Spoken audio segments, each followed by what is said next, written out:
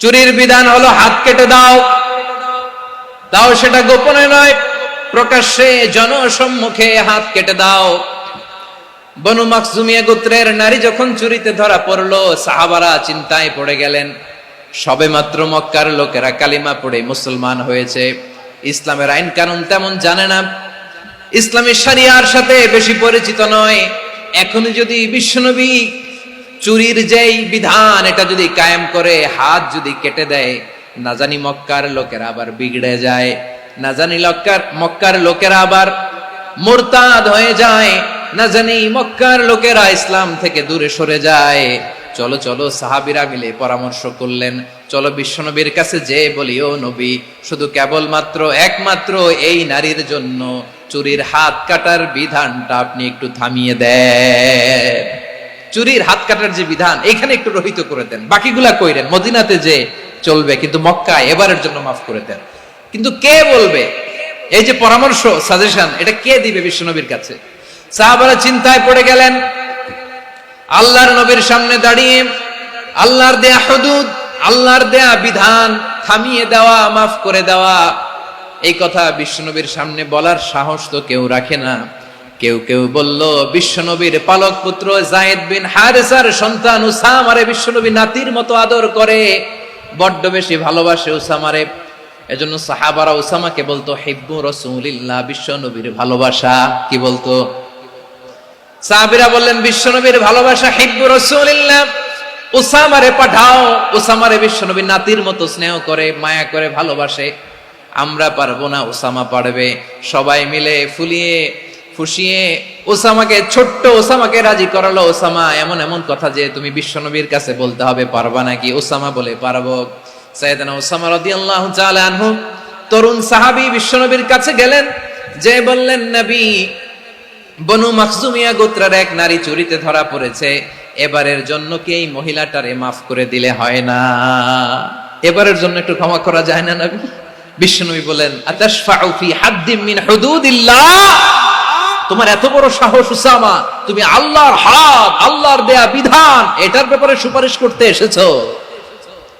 তোমরা কি জানো তোমাদের আগে যত কওম, যত গোত্র, যত জনপদ ধ্বংস হয়েছে তার কারণ ছিল তাদের মধ্যে গরিবরা অন্যায় করলে তারা বিচার করত, আর ধনীরা অন্যায় করলে তারা মাফ করে দিত। খবরদার! ওয়া আইমুল্লাহ লাউ আন্না ফাতিমাতা বিনতি মুহাম্মাদিন সারাকাত লাকাতা মুহাম্মাদুন ইয়াদাহা। বিশ্বনবী বললেন, ওরে ওসামা, বানু মাখজুমিয়ার ওই প্রেস্টিজিয়াস এন্ড ডিগনিফাইড ফ্যামিলির মেয়ে তো দূর কি বাত, অনেক দূরের কথা। জেনে রেখো ওসামা, আমার কলিজার টুকরা, নয়নের পুটুলি ফাতেমাও যদি মক্কার জমিনে আজকে এই চুরির দায়ে ধরা পড়তো, আমি বিশ্বনবী মুহাম্মাদুর রাসূলুল্লাহ ধরে ফাতেমার ডান হাতটা কেটে দিতে এক বিলম্ব দেরি করতাম না। ওয়ালাইকুম রাহমাতুল্লাহি ওয়া বারাকাতুহু।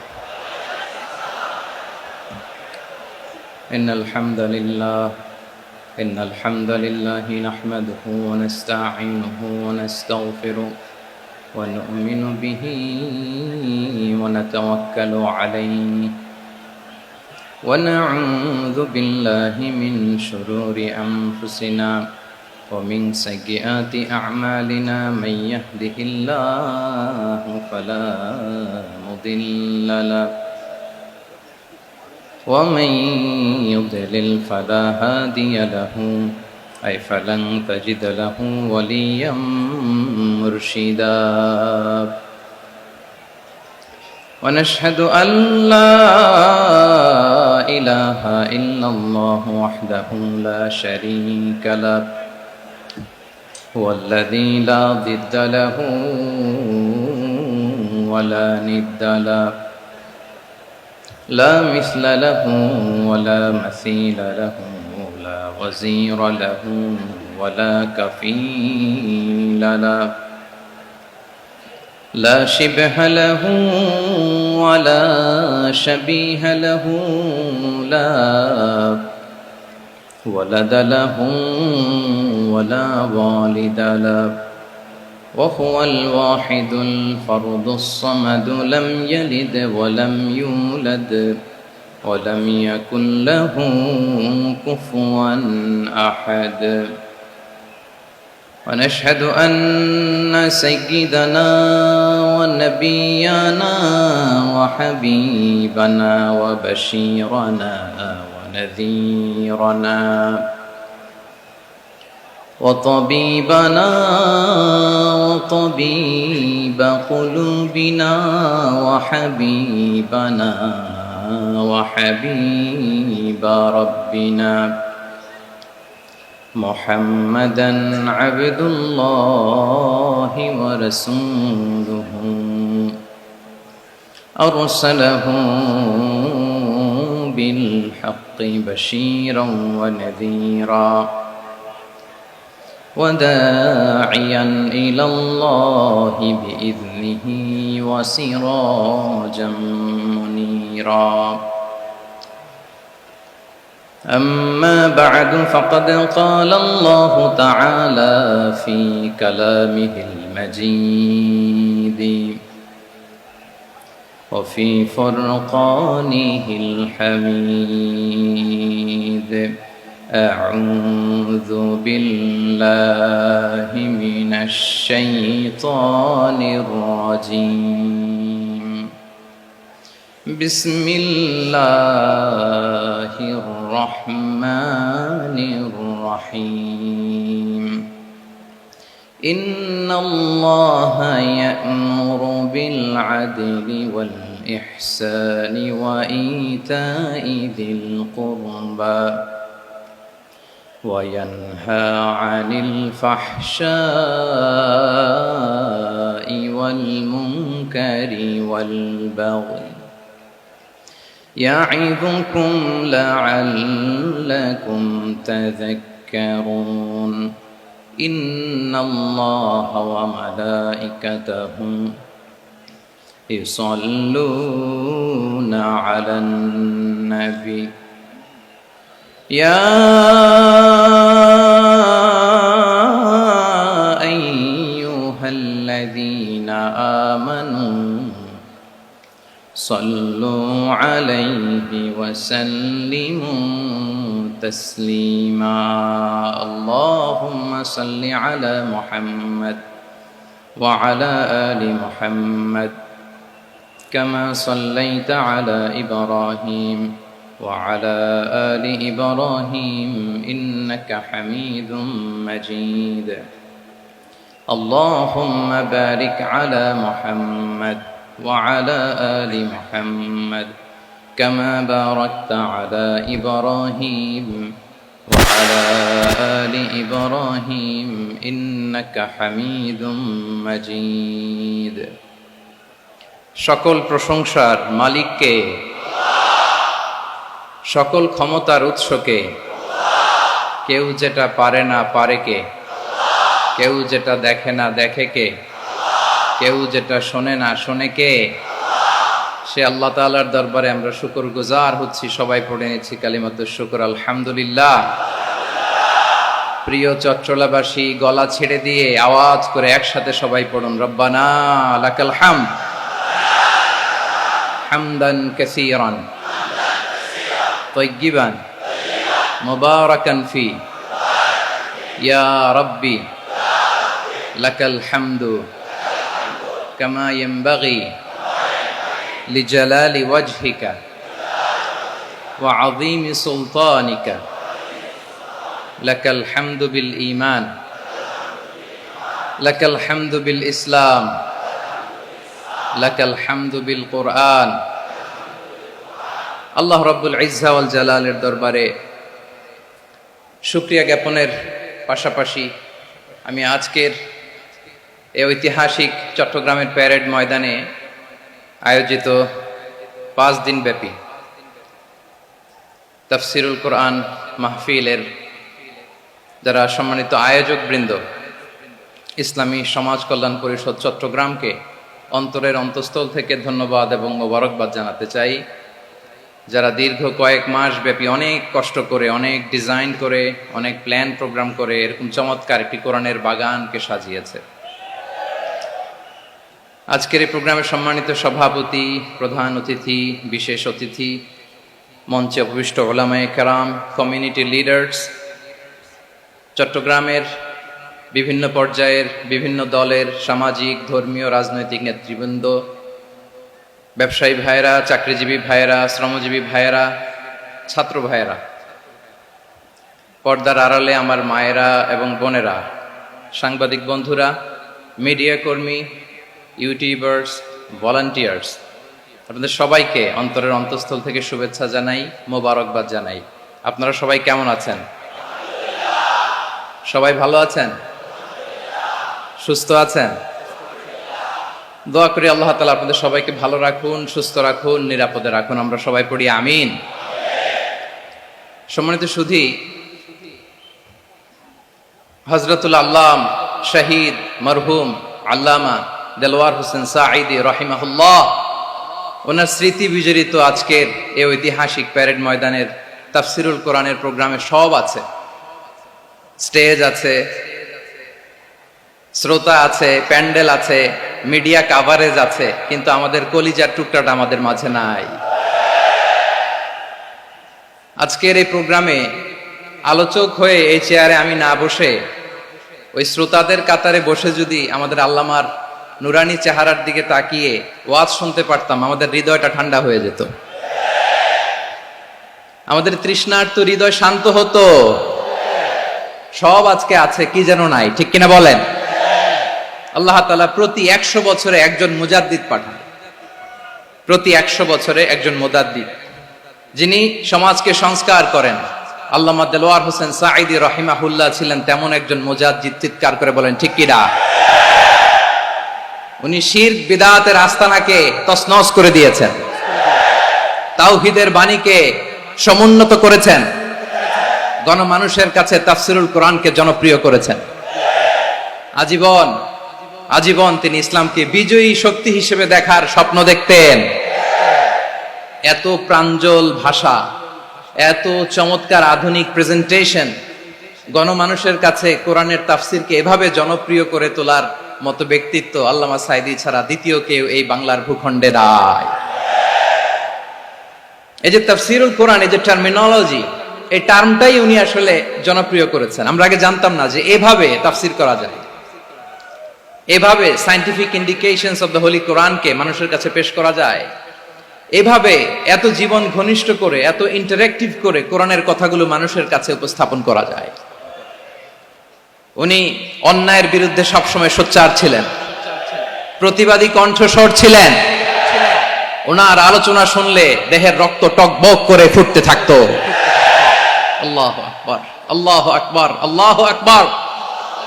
He was a strong mouthpiece of Islamic revivalism. Islamic জাগরণের স্ট্রং মাউথপিস ছিলেন আল্লামা সাঈদী রাহিমাহুল্লাহ।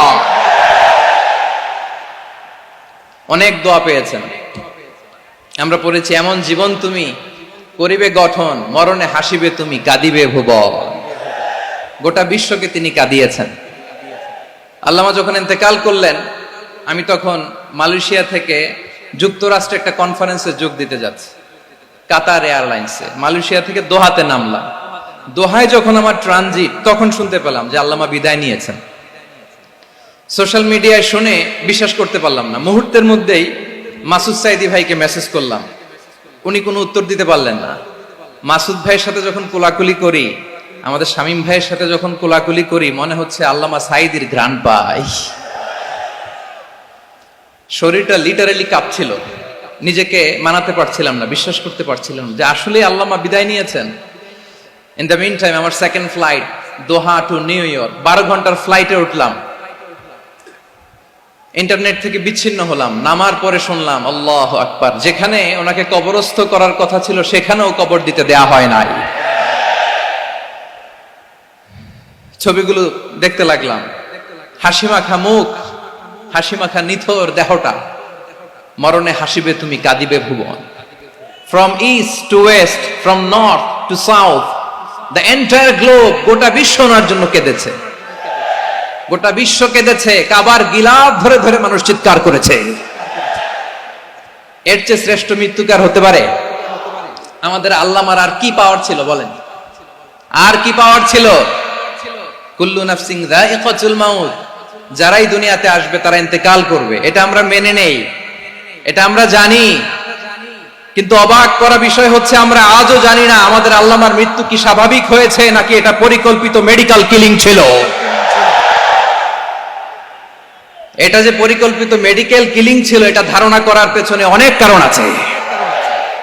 তিনি আধিপত্যবাদের বিরুদ্ধে সোচ্চার ছিলেন, ফ্যাসিবাদের বিরুদ্ধে সোচ্চার ছিলেন, রাজনৈতিক প্রতিহিংসার শিকার ছিলেন। এজন্য এটা মেডিকেল কিলিং হতে পারে এ ধারণা আমরা করতেই পারি। আওয়াজ করে বলেন ঠিক কিনা? যে সময়টা আমরা কাটাচ্ছি এত সুন্দর সময় বাংলাদেশ আর পাবে না। আমাদের জন্মের পর থেকে এরকম চমৎকার সময় আমরা পাই নাই। এটাই আসল সময়। আমরা ইন্টারিম গভর্নমেন্টের কাছে দাবি জানাই, উচ্চতর তদন্ত কমিটি করে এটা কি হত্যাকাণ্ড ছিল নাকি স্বাভাবিক মৃত্যু ছিল, এই রিপোর্ট গণমানুষের কাছে প্রচার করে জানাতে হবে। এই দাবির সাথে কি সবাই আপনারা একমত? কারা কারা একমত হাত তুলে দেখান।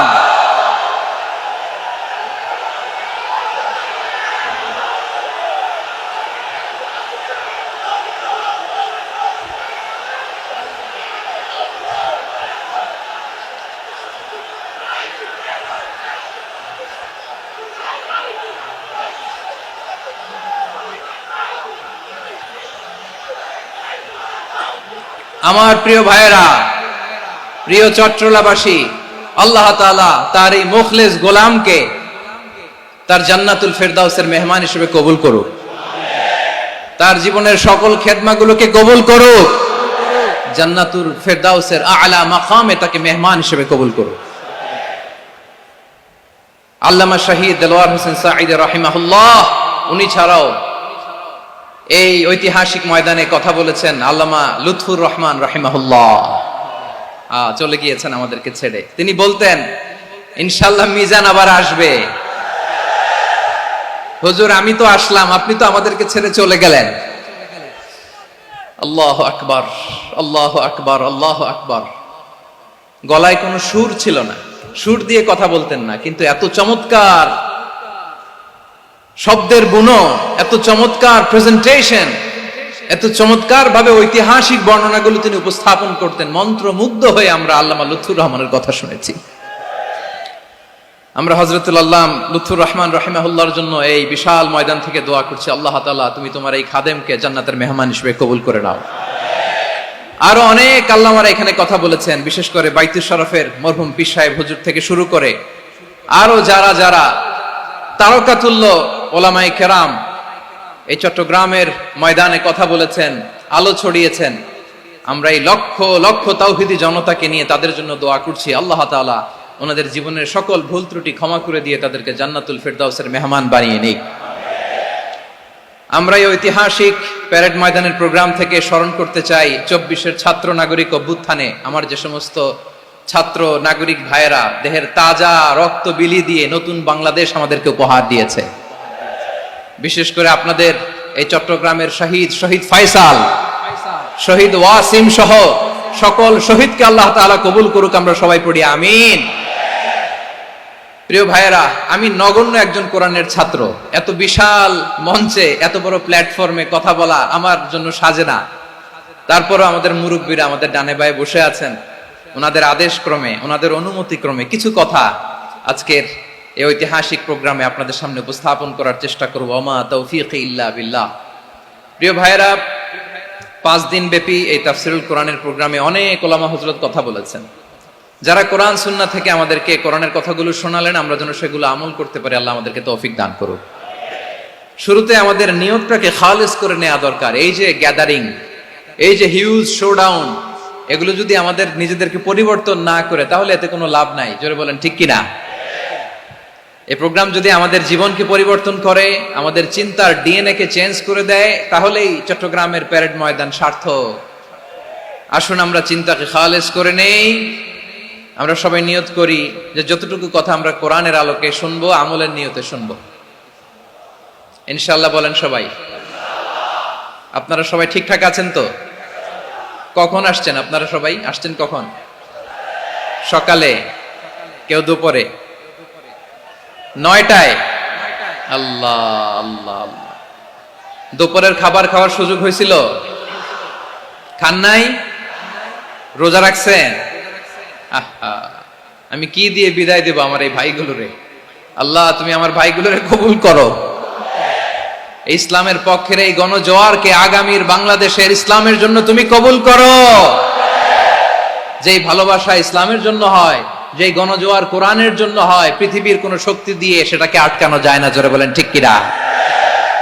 এজন্য গ্রাজুয়ালি, সিস্টেম্যাটিক্যালি, মেথোডোলজিক্যালি আমাদেরকে আগাতে হবে, শুধু আবেগ দিয়ে নয়। বিবেকেরও দরকার আছে না নাই? প্রিয় ভাইয়েরা, আসুন, আমাদের কথা অনেক বেশি, সময় অনেক কম, আমরা আর কাল বিলম্ব না করে মহাবিশ্বয় মহাগ্রন্থ আল কোরআন আল কারীম থেকে কিছু কথা শুনি। আমি যে টপিকটা নিয়ে আজকের ঐতিহাসিক চট্টগ্রামের প্যারেড ময়দানের তাফসিরুল কোরআন প্রোগ্রামে আলোচনা করব, সেটা হচ্ছে সূরাতু আন-নাহলের 90 নম্বর আয়াত নিয়ে কিছু কথা আমরা উপস্থাপন করবার চেষ্টা করব ইনশাআল্লাহ। আমার খুতবার শুরুতেই আপনারা মোটামুটি আন্দাজ করে ফেলেছেন যে আমি কি নিয়ে আলোচনা করব, কারণ যে আয়াতটি আমি তেলাওয়াত করেছি এই আয়াতটি প্রায়শই এই ভূখণ্ডে, এই বাংলাদেশে জুমার দিনে খতিব সাহেবরা দ্বিতীয় খুতবা শেষের দিকে পড়ে না? কি কমন পড়ছে? ইন্নাল্লাহা ইয়া'মুরু বিল আদলি ওয়াল ইহসান ওয়া ইতা'i যিল কুরবা ওয়া ইয়ানহা আনিল ফাহশাই ওয়াল মুনকারি ওয়াল বাগি ইয়া'iদুকুম লাআল্লাকুম তাযাক্কারুন। মুখস্থ আছে না সবার? আসুন আমরা এই আয়াতের সরল অর্থ, এর মর্মবাণী, এর সংক্ষিপ্ত তাফসীর সবাই মিলে আজকের এই প্রোগ্রাম থেকে উদ্ধার করার চেষ্টা করি। আপনারা মনোযোগী আছেন তো? ইনশাআল্লাহ। এই আয়াতটা অনেক কম্প্রিহেন্সিভ একটা আয়াত। সাইয়েদনা আব্দুল্লাহ ইবনে মাসউদ রাদিয়াল্লাহু তাআলা আনহু উনি বলেছেন, ইন্নাহা মিন আজমাই আয়াতিল কুরআন, এটা কোরআনের সবচেয়ে জামে মানে আয়াত। যদিও ছোট্ট আয়াত, অল্প কিছু কথামালা, কিন্তু তিনি বলতেন এটা কোরআনের সবচাইতে জামে মানে সবচেয়ে কম্প্রিহেন্সিভ একটা আয়াত, যেখানে কথা কম, শব্দ কম, কিন্তু এটার দোতনা, এটার আবেদন, এটার মিনিং অনেক বেশি। সুবহানাল্লাহ।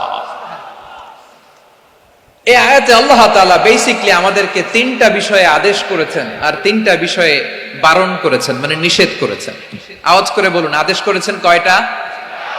প্রিয় চট্টলার ভাইয়েরা, আমার মতো এই যে 3 আঙ্গুল উঁচু করে বলেন, আদেশ করেছেন কয়টা? আবার নিষেধও কয়টা? মানবো তো আমরা ইনশাআল্লাহ? বলেন সবাই। 3 do's and 3 don'ts, do's and don'ts, 3টা আদেশ, 3টা নিষেধ। এই 3টা আদেশ আর 3টা নিষেধের ভেতরে আল্লাহ তাআলা গোটা ইসলামী শরিয়ার মূল নির্যাসকে ঢুকিয়ে দিয়েছেন। সুবহানাল্লাহ। এই ছোট্ট একটা আয়াতে গোটা ইসলামী শরিয়ার, the gist, the cream of the creams, গোটা ইসলামী শরিয়ার মূল নির্যাসকে আল্লাহ ঢুকিয়ে দিয়েছেন। 3টা আদেশ আর 3টা নিষেধ। আসুন আমরা সরাসরি কোরআন থেকে শুনি, সবাই পড়ুন। আউযু বিল্লাহি মিনাশ শাইতানির রাজীম। বিসমিল্লাহির রহমানির রহিম। ইন্নাল্লাহা ইয়া'মুরু বিল আদলি ওয়াল ইহসানি ওয়া ইতা'i যিল কুরবা ওয়া ইয়ানহা আনিল ফাহশাই ওয়াল মুনকারি ওয়াল বাগি ইয়া'ইযুকুম লা'আল্লাকুম তাযাক্কারুন।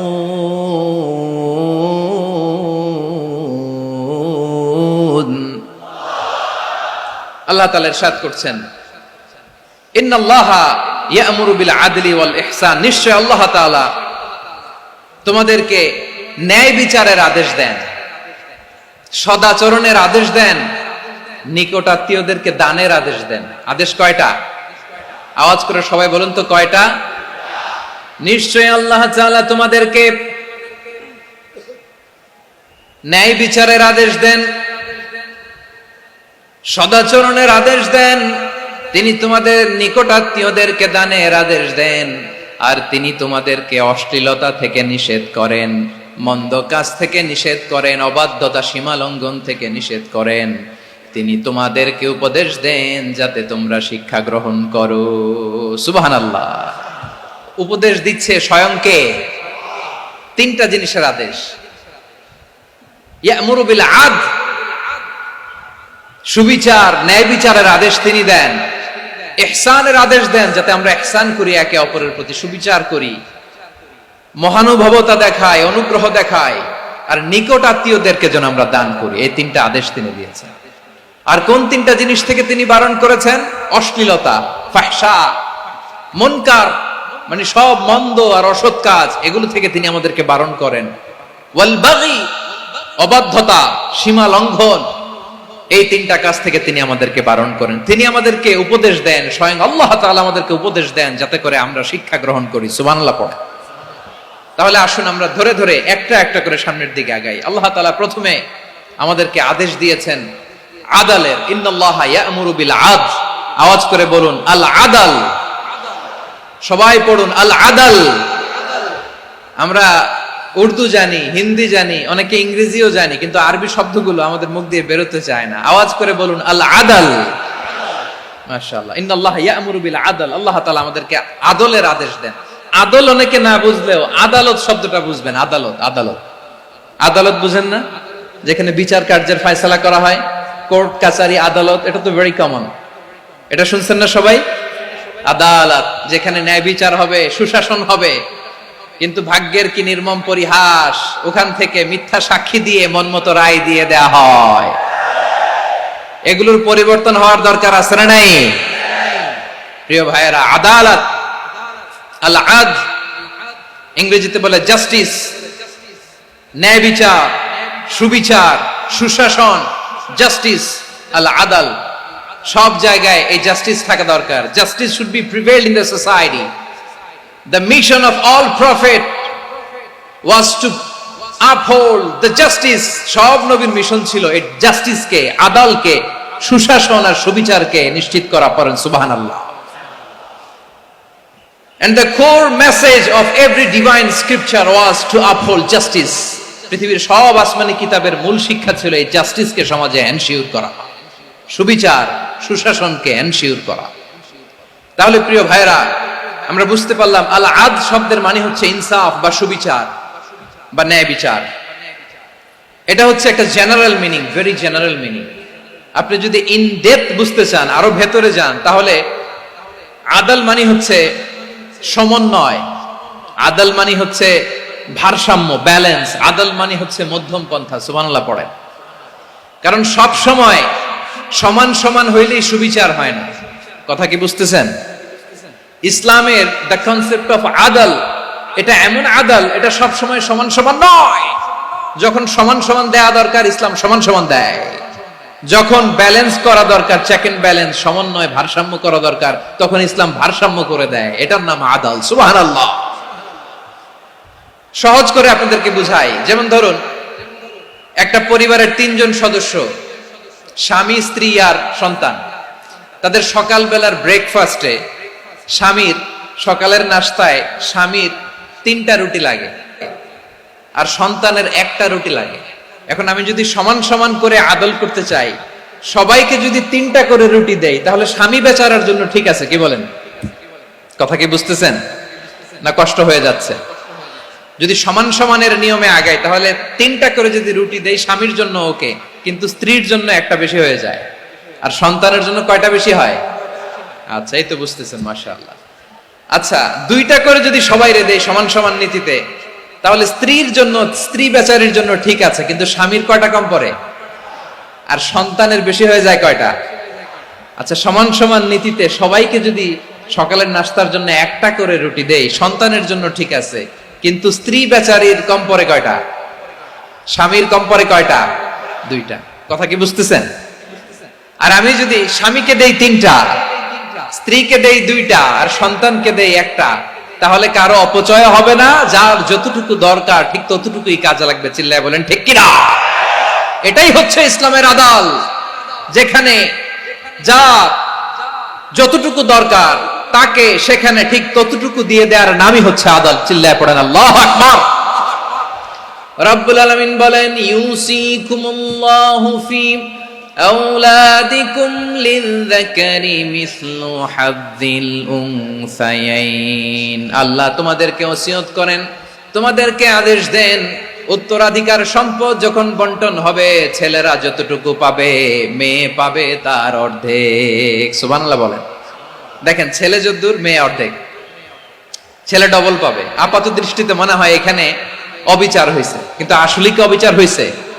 আপনি বিয়ের ক্ষেত্রে যান, ওইখানে আবার ছেলে মোহরানা দেয়, মেয়ে সেখানে মোহরানা পায়। তাহলে চেক এন্ড ব্যালেন্স, ভারসাম্য, ব্যালেন্স, মধ্যম পন্থা এখানে আছে না নাই? এটাই হচ্ছে ইসলামের আদল। আল্লাহ তাআলা এই আদলের আদেশ দিয়েছেন, সুবিচার, ন্যায় বিচার, সুশাসন এবং ভারসাম্যের আদেশ দিয়েছেন। প্রিয় ভাইয়েরা, একটি শান্তিময় সমাজ, একটা সমৃদ্ধ সমাজ, একটা মানবিক সমাজ যদি আমরা পেতে চাই, এই আয়াতের মধ্যে যতগুলো পয়েন্ট আছে সবগুলোর বাস্তবায়ন লাগবে। কথা বুঝতে পেরেছেন? বলেন, আওয়াজ করে বলেন, আমরা একটা শান্তির সমাজ চাই কি চাই না? আমরা একটা সমৃদ্ধ বাংলাদেশ চাই কি চাই না? আমরা একটা মানবিক বাংলাদেশ চাই কি চাই না? এই আয়াতে আল্লাহ তাআলা একটা মানবিক সমাজের রূপরেখা টেনেছেন। তার প্রথম কথা হচ্ছে ইন্নাল্লাহা ইয়ামুরু বিল আদল। আল্লাহ তাআলা তোমাদেরকে আদলের নির্দেশনা দেয়, সুবিচার, সুশাসনের নির্দেশনা দেয়। যে সমাজে আদল থাকে না, সেই সমাজে জুলুম মানুষের ঘাড়ে চেপে বসে। আদলের বিপরীত হচ্ছে জুলুম। আদলের বিপরীত কি? জুলুম বা জাওর, অত্যাচার, অবিচার, বৈষম্য। এই যে বৈষম্য বিরোধী ছাত্র আন্দোলন কেমন পড়ছে? এই যে একজন সমন্বয়ক তো দেখা করলো আমার সাথে। জুলুম মানে হচ্ছে বৈষম্য। বৈষম্যের স্থান ইসলামে নাই, অবিচারের স্থান ইসলামে নাই, জুলুমের স্থান ইসলামে নাই। আল্লাহ তাআলা বলেন যে আমি জুলুমকে নিজের জন্য হারাম করেছি এবং তোমাদের জন্য হারাম করেছি।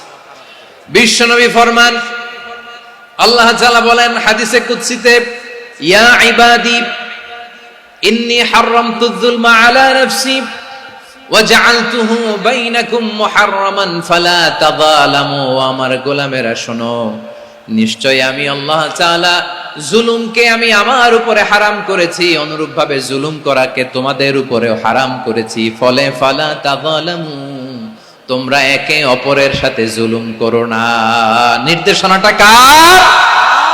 খবরদার, জুলুমের সাথে আমাদের কোনো সম্পর্ক নাই। আল্লাহ তাআলা আদলের আদেশ দিয়েছেন, আদালতের আদেশ দিয়েছেন, সুশাসনের, ন্যায় বিচারের আদেশ দিয়েছেন। ইন্নাল্লাহা ইয়ামুরু বিল আদল। আমাদেরকে আদল প্রতিষ্ঠা করতে হবে। জুলুমের সাথে ইসলামের কোনো সম্পর্ক নাই। আল্লাহ তাআলা জালিমদের জন্য কঠিন শাস্তি প্রস্তুত করে রেখেছেন। যারা এই আদলকে ভুলুণ্ঠিত করে জুলুমের রাস্তায় হাঁটতে চায়, তাদের প্রাপ্য কিয়ামতের ময়দানে বুঝিয়ে দিবে কে? আল্লাহ তাআলা তাদের প্রাপ্যকে বুঝিয়ে দিবেন। এজন্য বিশ্বনবী বলে, খবরদার, তোমরা ইনসাফ করবে, আদল করবে, জুলুম করবে না। আর যুলমু যুলুমাতুন ইয়াউমাল কিয়ামা, জুলুম কিয়ামতের দিন অন্ধকার হয়ে জালিমের ঘাড়ে চেপে বসবে। আবার বিশ্বনবী বলতেন, ইত্তাকি দাওয়াতাল মাজলুম, খবরদার, তোমরা মজলুমের কান্নাকে ভয় করো। ফাইন্নাহু লাইসা বাইনাহু ওয়া বাইনাল্লাহি হিজাব, কেননা মজলুমের কান্নার মাঝে আর আল্লাহর আরশের মাঝে কোনো পর্দা থাকে না। বিশ্বাস হয়? এই কথা বিশ্বাস হয়? এর জলজন্ত প্রমাণ তো আমরা নিজেরাই দেখলাম। হ্যাঁ, মজলুমের কান্না ফুলে ফেপে মহিরুহ হয়ে, পাহাড়ের মতো হয়ে, বিস্ফোরিত হয়ে জালিমের মসনদকে ছারখার করে দিয়েছে। এর প্রমাণ তো আমরা নিজেরাই তো দেখলাম। জালিমের পরিণতি কি হয় আমরা জীবদ্দশাই তো দেখলাম। এমনও কোন জুলুম নাই যে হয় নাই, ঠিক কিনা বলেন? আহারে জুলুম, আহারে জুলুম। রিসেন্টলি আয়না ঘরের কিছু ছবি প্রকাশিত হয়েছে সোশ্যাল মিডিয়ায়, দেখেছেন আপনারা? হ্যাঁ, ছোট্ট একটা জায়গা, স্বাধীন মানুষকে প্রাণীর মতো, পাখির মতো খাঁচায় বন্দী করে রেখেছে। কখন দিন কখন রাত কিচ্ছু জানে না, কখন দিন কখন রাত কিছু জানে না। বছরের পর বছর কেটে গিয়েছে। এক্সট্রা জুডিশিয়াল কিলিং এর কোনো হিসাব নাই। বিচার বহির্ভূত হত্যা, এনফোর্স ডিসঅ্যাপিয়ারেন্স, গুম, যেটা সবচাইতে বড় মানবতা বিরোধী অপরাধ। কত মানুষ যে গুম হয়েছে তার কোনো ইয়ত্তা নাই। যেই ফ্যামিলির সদস্য গুম হয়েছে, তারা কি ওই লোকটার জন্য মাগফিরাতের দোয়া করবে নাকি সুস্বাস্থ্যের দোয়া করবে তারা নিজেরাও জানতো না, কারণ জানে না ও বেঁচে আছে না মরে গেছে। আহা, বিডিআর নওজওয়ানদের যারা ছাড়া পেল দেখলাম বিনা অপরাধে, কোনো অন্যায় ছাড়া, অপরাধ ছাড়া তাদের জীবন থেকে, তাদের তারুণ্যের, তাদের যৌবনের 15 বছর, 16 বছর, 17 বছর নাই, 6 মাস বয়সের ছোট বাচ্চাকে রেখে জেলে গেছে। 6 মাসের মেয়ে বেরোয় দেখে মেয়ের বয়স 17 বছর। মেয়ে বাবারে চিনে না, বাবা মেয়েরে চিনে না। মেয়েকে এখন বিয়ে দিয়ে আরেক ছেলের হাতে তুলে দিবে। মেয়ের শৈশব বাবা দেখে নাই, মেয়ের কৈশোর বাবা দেখে নাই, মেয়ের তারুণ্য দেখে নাই। আরেক যুবককে দেখলাম 14 বছরের 14 দিনের সংসার, 2 সপ্তাহের সংসার শেষে জেলে গেছে। কত যুবকের যে স্ত্রী চলে গিয়েছে ফ্যামিলি ছেড়ে, কারণ জানে না তো কবে আসবে, কি হবে, কেউ জানতো না। দাম্পত্য জীবনের মাত্র 14 দিনের স্মৃতি, এই স্মৃতিকে আঁকড়ে ধরে এক বোন 16টা বছর, 17টা বছর কাটিয়ে দিয়েছে। আমি নিউজটা দেখে ভাবলাম, আমার এই বোনের প্রতিটি দিন কিভাবে কেটেছে, প্রতিটি রাত কিভাবে কেটেছে, প্রতিটি ক্ষণ কিভাবে কেটেছে। বিশ্বনবী বলেছেন, ইত্তাকি দাওয়াতাল মাজলুম ফাইন্না লাইসা বাইনাহু ওয়া বাইনাল্লাহি হিজাব। মাজলুমের কান্নাকে ভয় করো, কারণ মাজলুমের কান্না আর আল্লাহর মাঝে কোনো পর্দা থাকে না। আমরা আর এরকম কোন জুলুম বাংলাদেশে দেখতে চাই না, জোরে বলেন ঠিক কিনা? আর কেউ নতুন করে জালিম হোক আপনারা চান? আবার নতুন করে কেউ ফ্যাসিস্ট হোক আপনারা চান? এক দল আরেক দলকে নিশ্চিহ্ন করার রাজনীতিতে মেতে উঠুক, এটা আপনারা চান? আমরা বাংলাদেশকে আদল দিয়ে সাজাতে চাই। আমরা এই 56,000 বর্গ মাইলের প্রতিটা ইঞ্চি মাটিকে কোরআনের আইন দিয়ে সাজাতে চাই। রাজি আছেন আপনারা? কারা কারা রাজি দেখান হাত তুলে আল্লাহকে।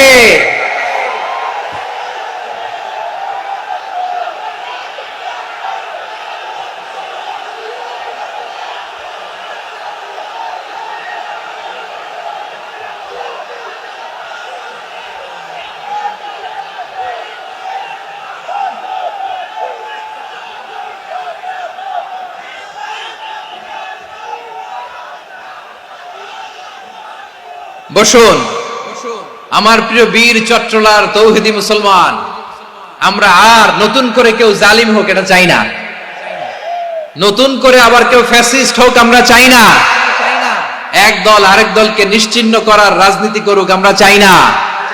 আমরা সুশাসনের বাংলাদেশ চাই, আমরা মানবিক বাংলাদেশ চাই, আমরা একটা সমৃদ্ধ বাংলাদেশ চাই, আমরা বিশ্বের বুকে সম্মান নিয়ে মাথা উঁচু করে দাঁড়াতে চাই, ঠিক কিনা বলেন? আল্লাহ বললেন, এটা যদি তোমরা চাও, একটা সমৃদ্ধ সমাজ যদি বিনির্মাণ করতে চাও, মানবিক সমাজ যদি বিনির্মাণ করতে চাও, আমি তোমাদেরকে সেজন্য প্রথমে আদালতের নির্দেশ দিলাম। ইন্নাল্লাহা ইয়া'মুরু বিল আদল, নিশ্চয় আল্লাহ তাআলা তোমাদেরকে ন্যায় বিচার, সুশাসন এটার আদেশ দেন। সুবহানাল্লাহ।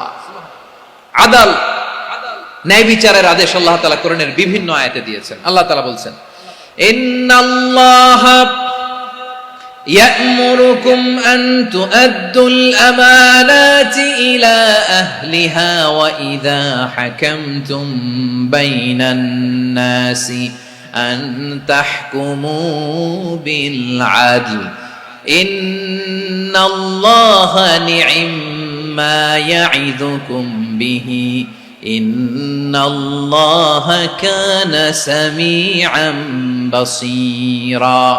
আল্লাহ তাআলা বললেন, আল্লাহ আদেশ দিচ্ছেন, যে ব্যক্তি আমানতের হকদার তার হাতে তোমরা আমানত পৌঁছে দাও, আর যখন তোমরা বিচার কার্য করবে, বিচার ফয়সালা করবে, আদালতের সাথে করো। সুবহানাল্লাহ বলেন। ওয়া ইযা হাকামতুম বাইনান নাসি আন তাহকুমু বিল আদল, আদালতের সাথে করবা।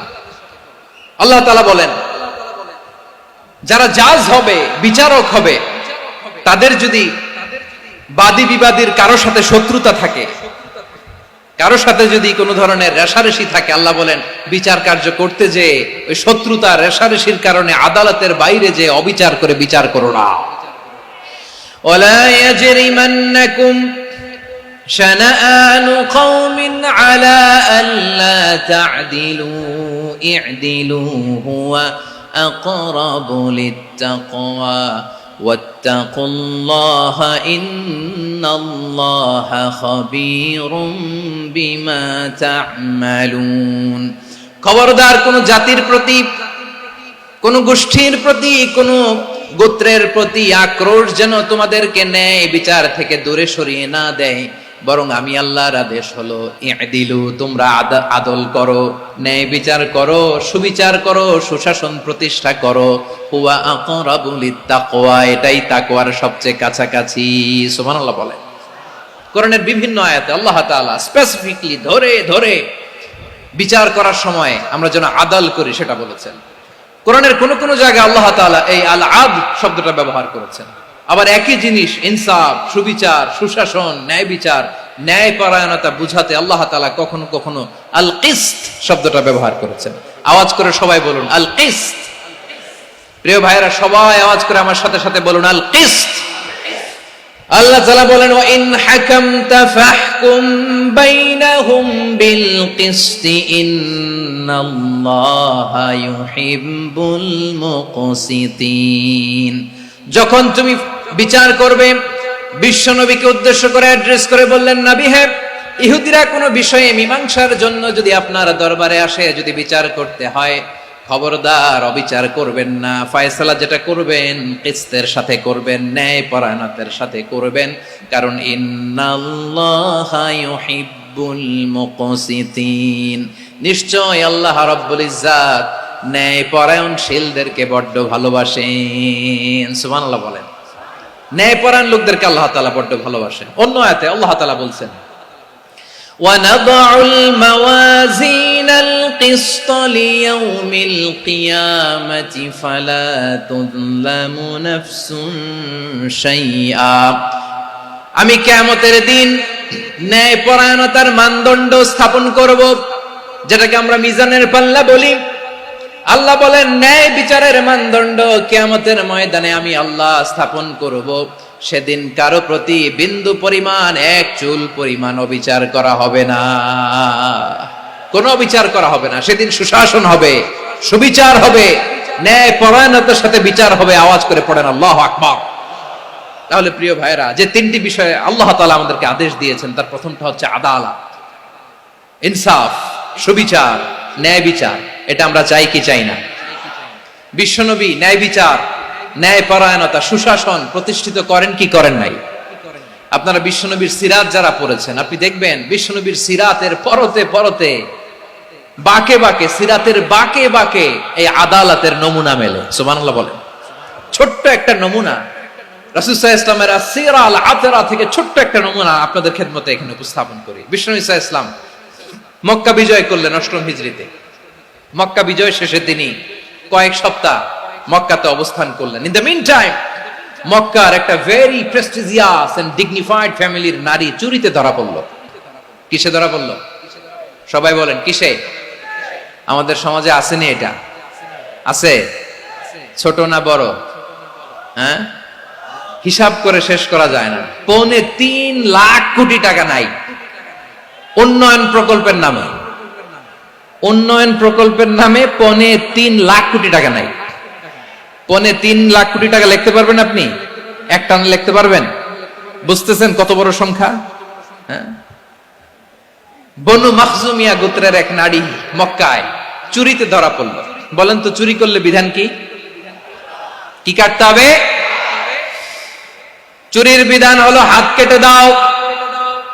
তাও সেটা গোপনে নয়, প্রকাশ্যে জনসম্মুখে হাত কেটে দাও। বনু মাখজুমিয়া গোত্রের নারী যখন চুরিতে ধরা পড়লো, সাহাবারা চিন্তায় পড়ে গেলেন। সবেমাত্র মক্কার লোকেরা কালিমা পড়ে মুসলমান হয়েছে, ইসলামের আইন কানুন তেমন জানে না, ইসলামের শরিয়ার সাথে বেশি পরিচিত নয়। এখন যদি বিশ্বনবী চুরির যেই বিধান এটা যদি কায়েম করে হাত যদি কেটে দেয়, না জানি মক্কার লোকেরা আবার বিগড়ে যায়, না জানি মক্কার লোকেরা আবার মুরতাদ হয়ে যায়, না জানি মক্কার লোকেরা ইসলাম থেকে দূরে সরে যায়।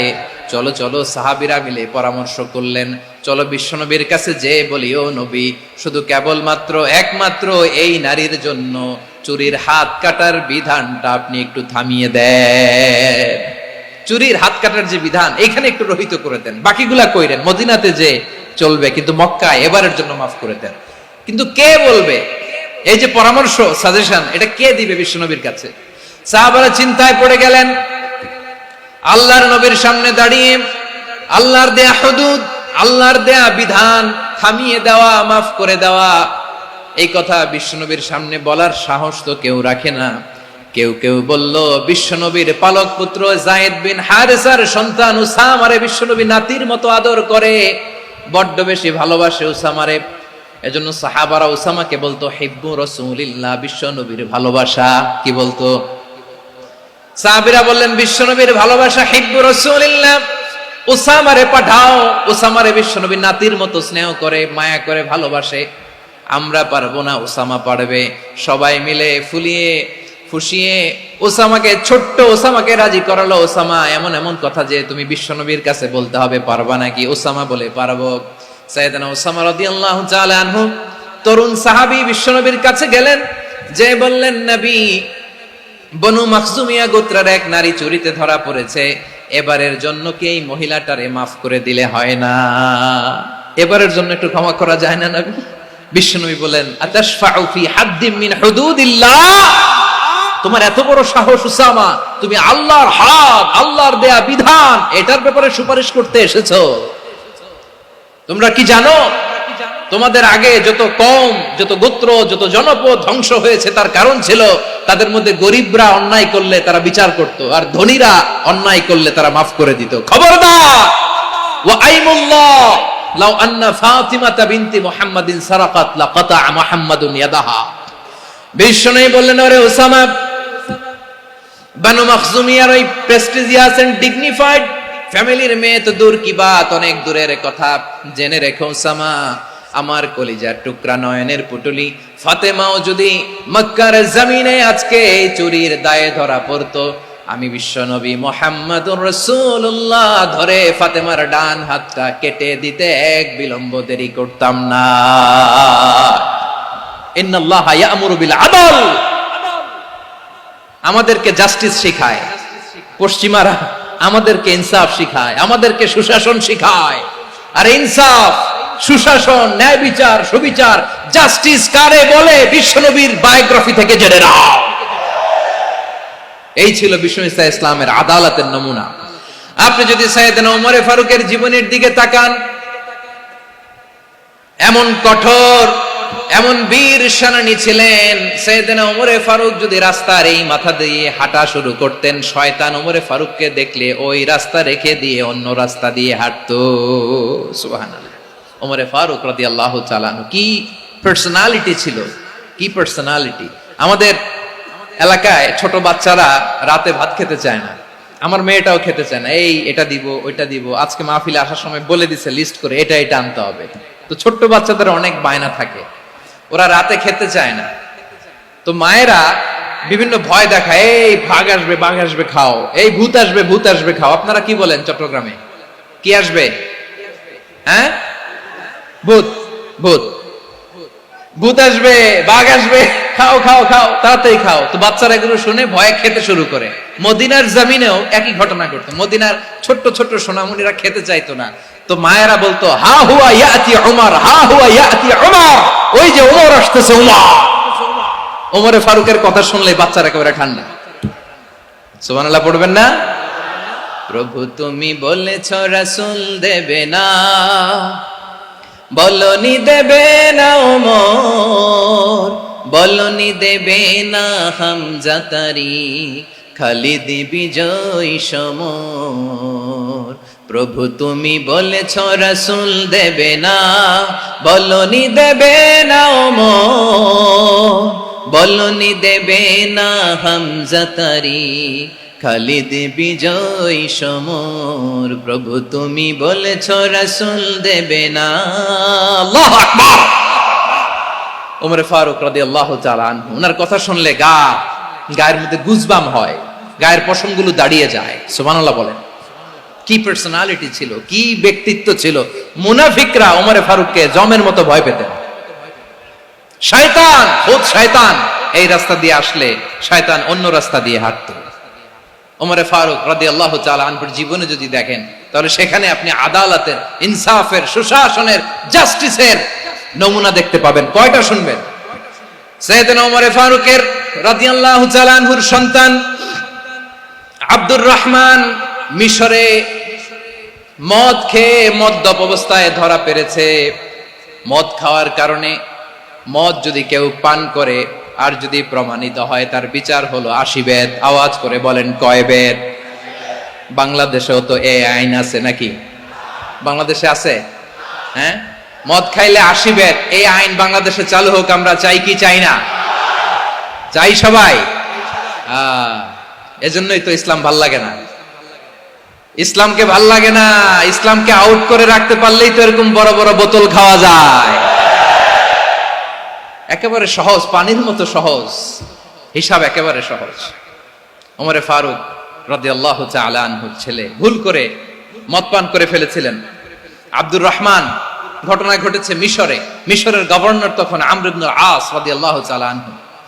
আব্দুর রহমানের ভাই যে গভর্নরকে বলল, গভর্নর যদি একটু দয়া করেন, খলিফার ছেলে আমার ভাই আব্দুর রহমান মদ্যপ অবস্থায় ধরা পড়েছে, জনসম্মুখে যদি আপনি বেত্রাঘাত করেন আমাদের প্রেস্টিজ থাকে না, যদি 80 বেত আপনি মারেন আমার কোনো কথা নাই, কিন্তু ঘরের ভেতরে মারেন।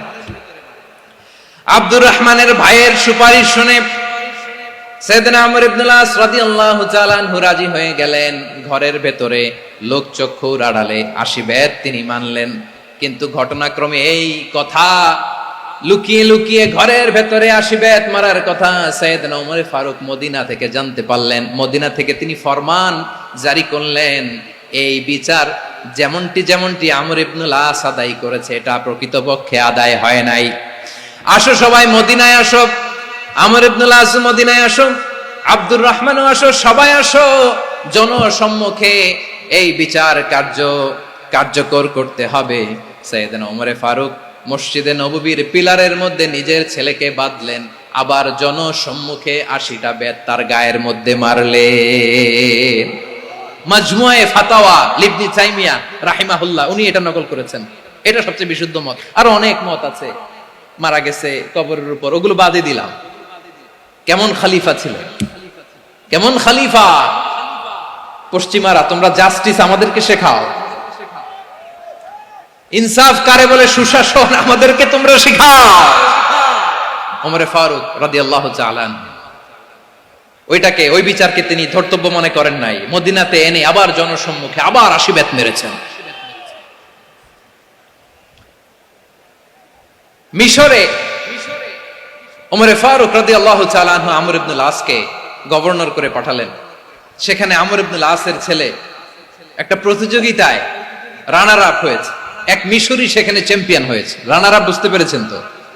রানার আপ সেকেন্ড হয়েছে, এক মিশরি হয়েছে চ্যাম্পিয়ন প্রথম। কিন্তু গভর্নরের ছেলে ও জিততে পারে নাই, ও রাগে ওই মিশরির গায়ের মধ্যে কয়েকটা লাঠি দিয়ে বাড়ি মেরেছে। মিশরি যে মদিনাতে ওমরে ফারুকের কাছে বিচার দিলেন, আপনার গভর্নরের ছেলে অন্যায়ভাবে আমার গায়ে হাত তুলেছে। সাইয়েদনা ওমরে ফারুক আবার ফরমান জারি করলেন, আসো মদিনাতে আসো। মিশরীকে ডাকলেন। ওই মিশরের গভর্নর আমর ইবনুল আস রাদিয়াল্লাহু তাআলা আনহুকে ডাকলেন, তার ছেলেকেও ডাকলেন। সবাই বসে রইল।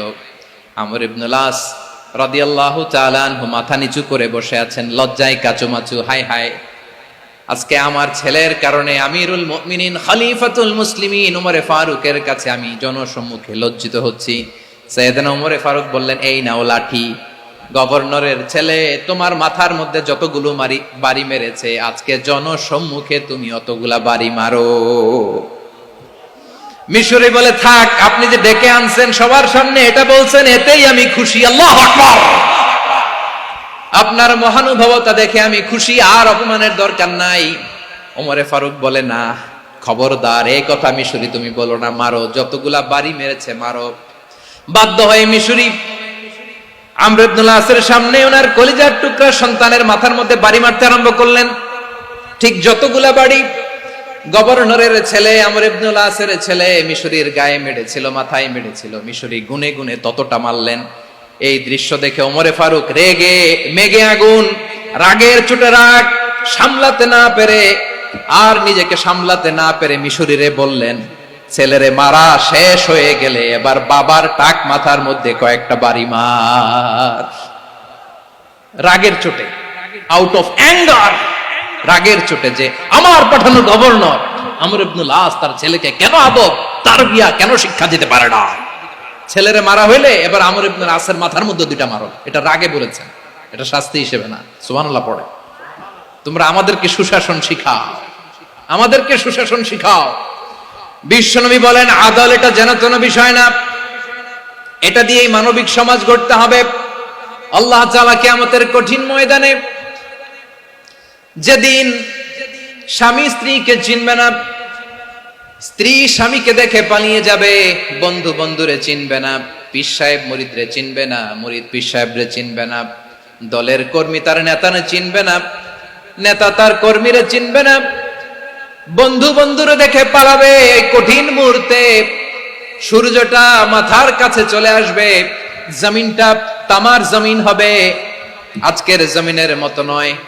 মানুষ ঘর্মাক্ত, ক্লান্ত, শ্রান্ত মাথার মগজগুলো কানের ছিদ্র আর নাকের ছিদ্র দিয়ে বেয়ে বেয়ে পড়বে। বিশ্বনবী ফরমান, ময়দানে 7 শ্রেণীর ব্যক্তিকে রব্বুল আলামিন তার আরশের নিচে ছায়া দিবেন। তার মধ্যে প্রথম শ্রেণীর ব্যক্তি হলো ইমামুন আদিল। ইমামুন আদিল, ন্যায়পরায়ণ শাসক, যে ইনসাফের সাথে বিচার করে, যে জাস্টিস সমাজে সার্ভ করে, যে সুশাসন নিশ্চিত করে, ওই ইমামুন আদিল। আদিল শব্দটা বুঝছেন না? ইন্নাল্লাহা ইয়া'মুরু বিল আদল, পাইছেন? আদিল। 7 শ্রেণীর ব্যক্তিকে আল্লাহ তাআলা সুশীতল আরশের নিচে ছায়া দিবেন, যেদিন তার দেয়া ছায়া ছাড়া কোনো ছায়া থাকবে না। এর প্রথম হচ্ছে ইমামুন আদিল, ন্যায়পরায়ণ শাসক। চিল্লায় বলেন সুবহানাল্লাহ। আবার বিশ্বনবী বললেন, ইন্নাল মুকসিতিনা ইনদাল্লাহি আলা মানাবিরা মিন নূর আন ইয়ামিনির রহমান। কিয়ামতের দিন যারা ন্যায়পরায়ণ হিসেবে আল্লাহর সামনে দাঁড়াবে, কিয়ামতের দিন রব্বুল আলামিন তার আরশের ডান দিকে ওই ন্যায়পরায়ণ লোকদের জন্য আরশের ডান দিকে একটা নূরের মিম্বারে তাদেরকে বসার সুযোগ করে দিবে। আল্লাহর আরশের ডান দিকে ন্যায়পরায়ণ লোকদের জন্য আল্লাহ তাআলা নূরের মিম্বার বানাবে। 4টে কেন কথা মনে করেছেন? আল আদাল, জাস্টিস। ইন্নাল্লাহা ইয়া'মুরু বিল আদল। আল্লাহ তাআলা এই আদালতের নির্দেশনা দেয়, সুবিচার, সুশাসন। প্রিয় ভাইয়েরা, এটা আমরা বাংলাদেশে চাই কি চাই না? এই যে অরাজকতা, এই যে অন্যায়, এই যে জুলুম, এই যে ইনকনসিস্টেন্সি সমাজের অসঙ্গতির প্রধান কারণ জাস্টিস নাই, সুবিচার নাই, সুশাসন নাই। শেষবারের মতো আওয়াজ করে বলেন তো, আমরা বাংলাদেশে আদল চাই কি চাই না? তাহলে প্রথম নির্দেশনা শেষ। আল্লাহ তাআলা তোমাদেরকে আদলের আদেশ দেন। এরপর আল্লাহ বললেন, আমি তোমাদেরকে ইহসানের আদেশ দেই। ইন্নাল্লাহা ইয়া'মুরু বিল আদলি ওয়াল ইহসান।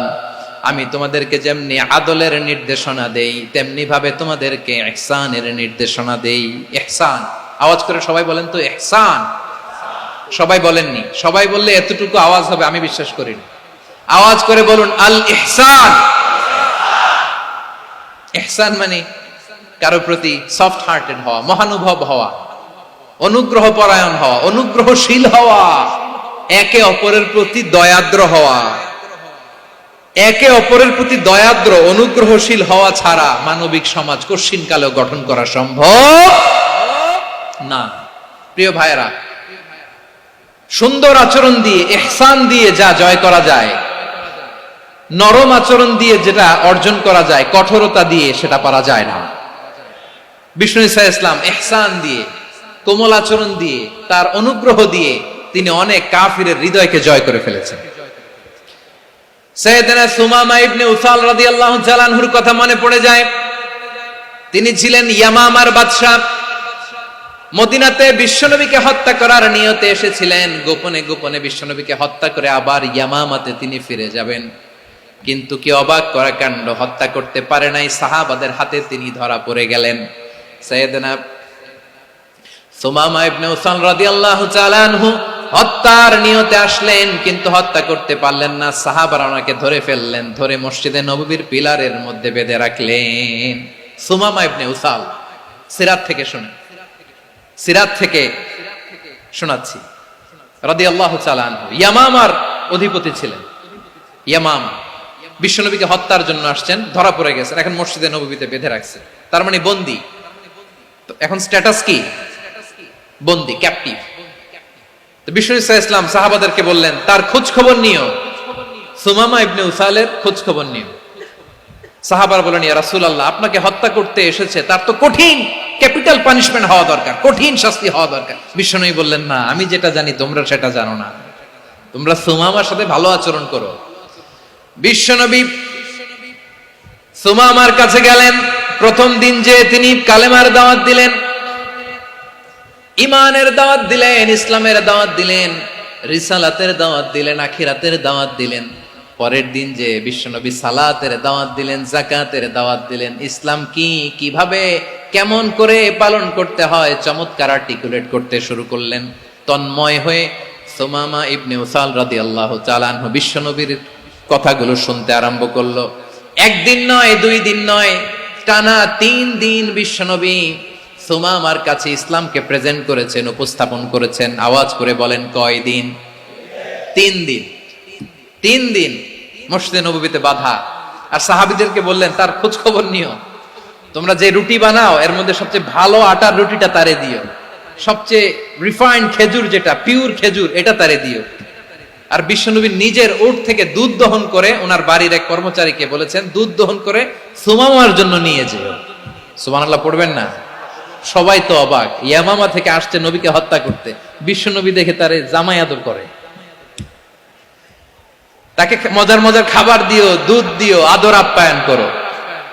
একদিন নয়, 2 দিন নয়, টানা 3 দিন বিশ্বনবী এভাবে সুমামার কাছে যে ইসলামকে প্রেজেন্ট করতে আরম্ভ করলেন, ইসলামকে উপস্থাপন করতে শুরু করলেন।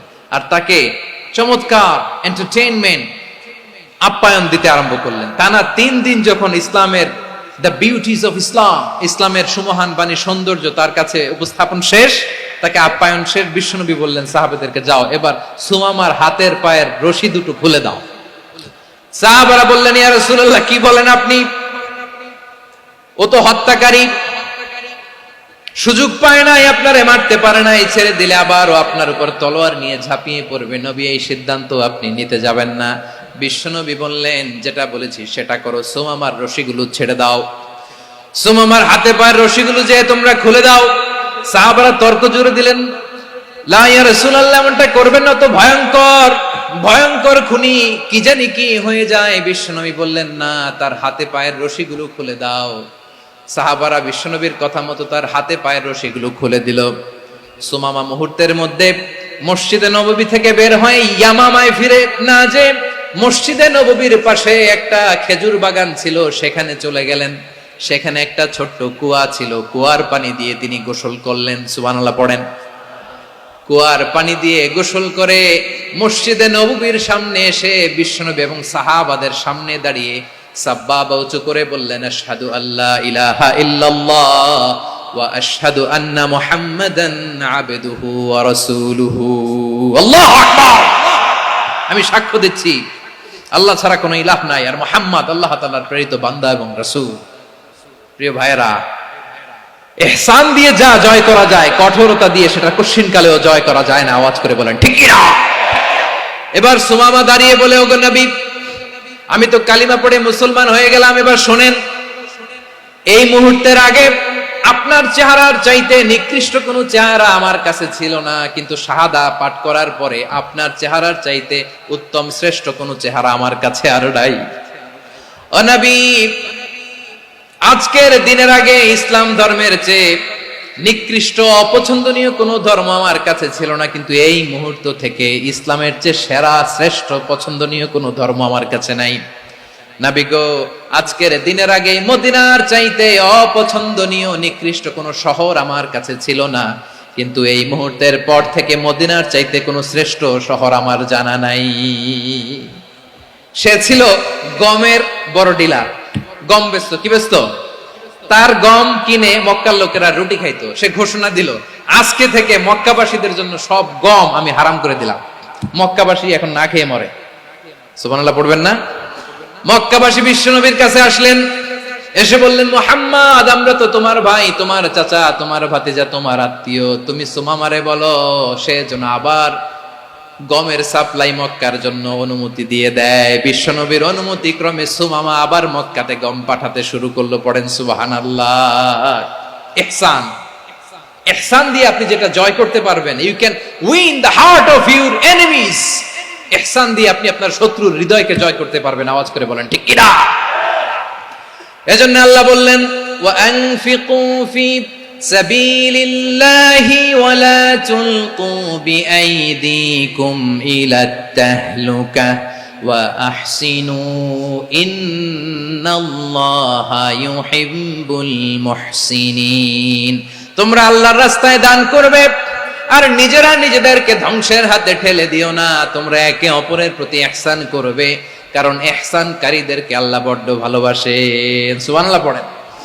আবার সূরা রহমানে আল্লাহ বললেন, হাল জাযাউল ইহসানি ইল্লাল ইহসান ফাবিআইয়ি আলা, সবাই পড়েন, ফাবিআইয়ি আলাই রাব্বিকুমা তুকাযযিবান। ইহসানের প্রতিদান হিসেবে ইহসানি হয়।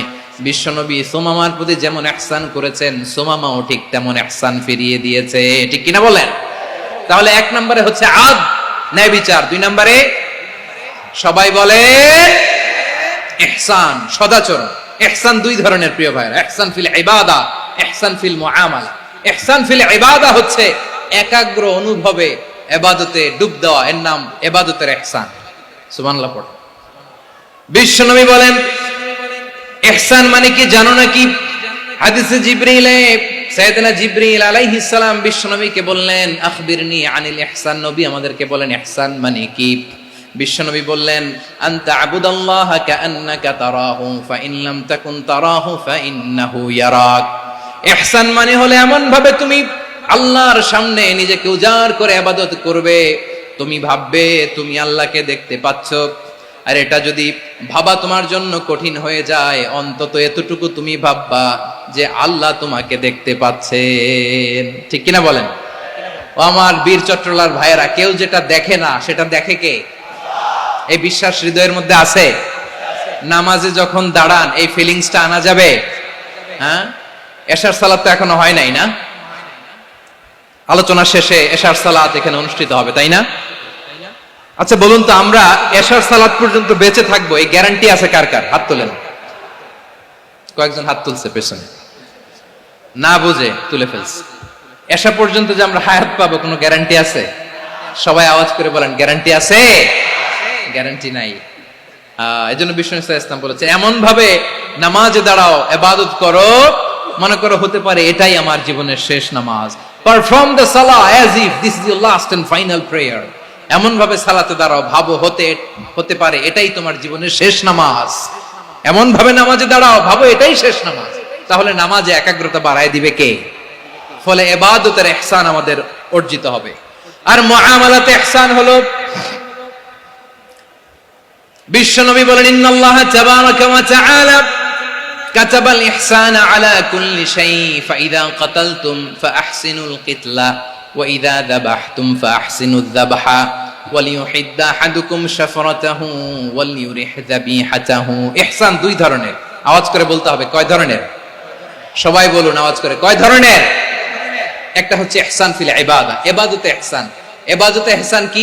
একাগ্র অনুভব দিয়ে ইবাদত করা, মন প্রাণ দিয়ে ইবাদত করা। আর মুআমালাতে ইহসান কি?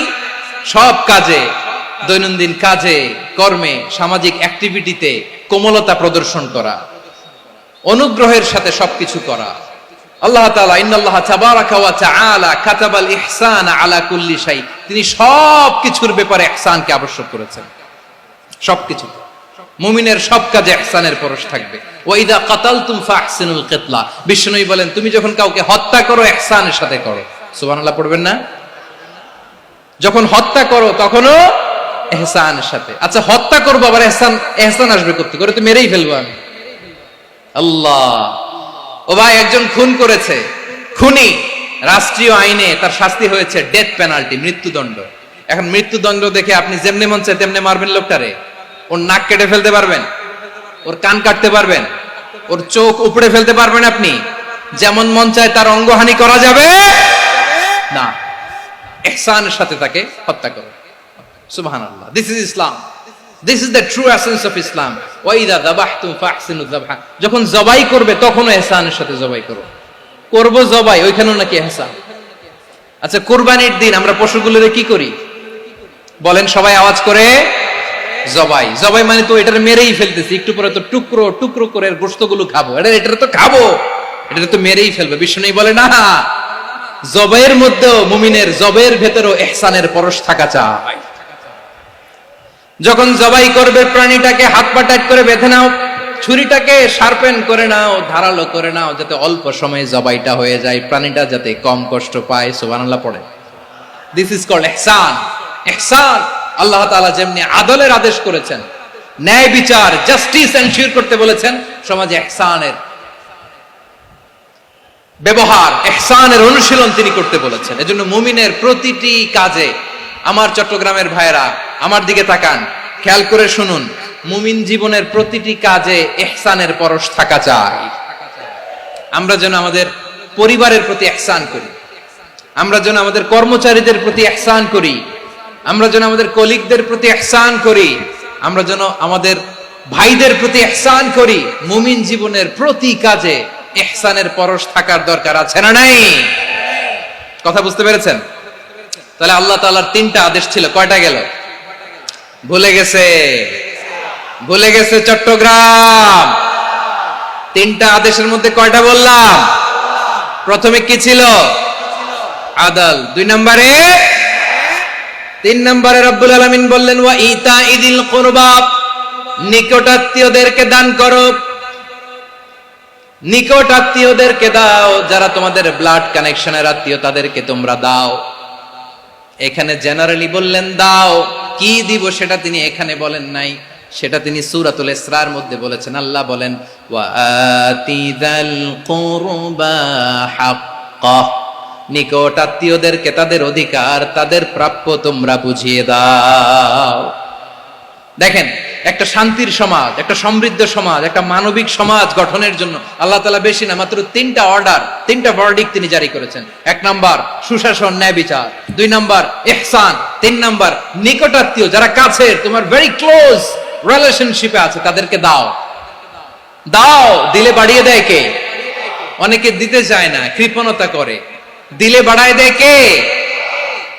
ও মিয়া, মদিনার মধ্যে সবচাইতে গরিব সাহাবী ছিল বেলাল রাদিয়াল্লাহু তাআলা আনহু। ওনার এন্টায়ার অ্যাসেট, সম্পদের পরিমাণ কতদূর জানেন? একটা লুঙ্গি। বেলাল রাদিয়াল্লাহু তাআলা আনহু, ওনার টোটাল ওয়েলথের এস্টিমেশন হচ্ছে মাত্র একটা লুঙ্গি। একটা লুঙ্গি, টোটাল ওয়েলথ এস্টিমেশন, টোটাল সম্পদের পরিমাণ বেলাল রাদিয়াল্লাহু তাআলা আনহুর কি ছিল? কথা বোঝে নাই বোধহয়। কি ছিল? ওই বেলাল রাদিয়াল্লাহু তাআলা আনহুকে বিষ্ণু ইসলাম বলেছেন, আনফিক ইয়া বেলাল, ও বেলাল তুমিও দাও। ওয়ালা তাখশা মিন যিল আরশি ইখলালা, আরশের অধিপতির তো কোনো ঘাটতি নাই, তুমি দিলে ওই আল্লাহ তোমারে বাড়ায় দিবে। এজন্য আমার প্রিয় ভাইয়েরা, দিলে কমে না, দিলে বাড়ে। অনেকে ধরে রাখে, নতুন কিছু নিতে পারে না, হাত দিয়ে যেটা ধরে রেখেছেন এটা দিয়ে দেন, বড় একটা ধরার সুযোগ পাবেন। জোরে বলেন ঠিক কিনা? ধরেন 5 কেজি ওজনের একটা ধরে রাখছেন, এখন 10, এটা না ছাড়লে 10 কেজি ধরতে পারবেন আপনি? আচ্ছা, 10 কেজির জিনিস একটা আছে হাতে, ওইটা যদি ছেড়ে দেন তাহলে না 15 কেজি ধরতে পারবেন। কথা বলেন ঠিক কিনা? তাহলে দিলে বাড়িয়ে দেয় কে? রব্বুল আলামিন বললেন 3 নাম্বার আদেশ হলো তোমাদের প্রতি সমাজটারে কেমন করে মানবিক সমাজ, সুন্দর সমাজ গড়বা। 3 নাম্বার আদেশ হলো ওয়া আতিদাল কুরবা হাক্কা, নিকটাত্মীয়দেরকে তাদের প্রাপ্য বুঝিয়ে দাও। এই নিকটাত্মীয়দেরকে তাদের অধিকার বুঝিয়ে দেওয়া, প্রাপ্য বুঝিয়ে দেওয়াতে আমাদের গাফলতি আছে না নাই? চট্টগ্রামে নাই? মাশাআল্লাহ আছে, আছে। অনেকে দেখবেন অনেক আল্লাহওয়ালা, তাহাজ্জুদ গুজার, সেজদা দিতে দিতে কপালে কালো দাগ ফেলে দিছে, সে তার বোনের হকটা আদায় করে নাই। আছে না নাই? হ্যাঁ, এখানেও আছে। সর্বনাশ। অনেক বড় হাজী সাহেব, বিশাল লম্বা দাড়ি, ছেলেরে সব দিয়ে দিছে, মেয়েরে কিছু দেয় নাই, মেয়ের হক আদায় করে নাই। আছে না নাই? এই হাজী সাহেবেরা, এই আল্লাহওয়ালারা কিয়ামতের ময়দানে আটকে যাবে। আপনি অন্যের অধিকার নষ্ট করেছেন, তাদের রাইটস কে ভায়োলেট করেছেন। এজন্য আল্লাহ তাআলা বলেন, কারো অধিকার যদি কেউ নষ্ট করে, ওই সমাজটা মানবিক সমাজ কঠিন কালেও হতে পারে না। এজন্য 3 নম্বর আল্লাহ বললেন, ওয়া ইতা ইদিল কুরবা, নিকটাত্মীয়দেরকে দাও। কি দিবা? তাদের অধিকার দিয়ে দাও। বোনের অধিকার বুঝিয়ে দাও, মেয়ের অধিকার বুঝিয়ে দাও, ফুফুর অধিকার বুঝিয়ে দাও। দেখবেন অনেক মায়েরা ছেলের পাতে মুরগির রান দেয়, মেয়ের পাতে দেয় মুরগির ঠ্যাং। এরকম আছে না নাই? ছেলেরা কি দেয়? মুরগির। মেয়ের পাতে কি দেয়? তো মেয়ের কি মুরগির রান খেতে মনে চায় না? মনে চায় না? এমনটা করা যাবে না। নিকটাত্মীয়দেরকে অধিকার দিয়ে দাও, নিকটাত্মীয়ের সাথে সুসম্পর্ক রাখো। আদেশটা কার? এজন্য প্রিয় ভাইয়েরা, জীবনে যদি বারাকা অর্জন করতে চান, নিকটাত্মীয়দের সাথে সুসম্পর্ক রাখতে হবে, তাদের জন্য উপহার পাঠাতে হবে। বিশ্বনবী বলেন, লা ইয়াদখুলুল জান্নাতা কাতে, যে ব্যক্তি আত্মীয়তার সম্পর্ককে ছিন্ন করে দেয়, সে কঠিন কালেও আল্লাহর জান্নাতে ঢুকবে না। আপনি কি এটারে সহজ হাদিস মনে করছেন? এটা সহজ কথা। আপনি ভাবছেন আপনার নামাজ আপনার বাঁচাতে পারবে, আপনার রোজা বাঁচাতে পারবে, আপনার তাহাজ্জুদ আপনারে বাঁচাতে পারবে? অধিকার নষ্ট করলে কিছুই আপনারে বাঁচাতে পারবে না। এজন্য নিকট আত্মীয়দেরকে দিতে হবে বেশি বেশি। বিশ্বনবী বলেন, ইন্না সাদাকাতা আলাল মিসকিনি সাদাকা ওয়া আলা যির রাহিমি ইসনাতান সাদাকাতুন ওয়া সিলা। মিসকিনরে দান করলে শুধু দানের সওয়াব হয়, নিকট আত্মীয়কে দান করলে দুইটার সওয়াব হয়। সাদাকার সওয়াব হয়, আবার আত্মীয়তার বন্ধন অটুট রাখার সওয়াব হয়ে যায়।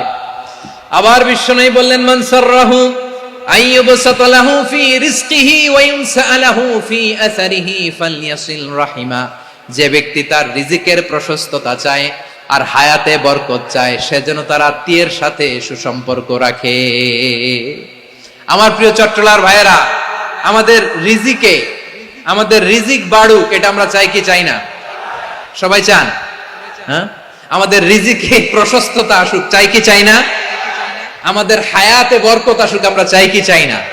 এই দুইটা যদি চান, তাহলে নিকটাত্মীয়দের সাথে সুসম্পর্ক রাখবেন। পারবেন? তাহলে সমাজটারে মানবিক সমাজ বানায় দিবে কে? 3টা আদেশ চলে গেল। কয়টা? আওয়াজ করে বলেন। 1 নম্বরে কি ছিল?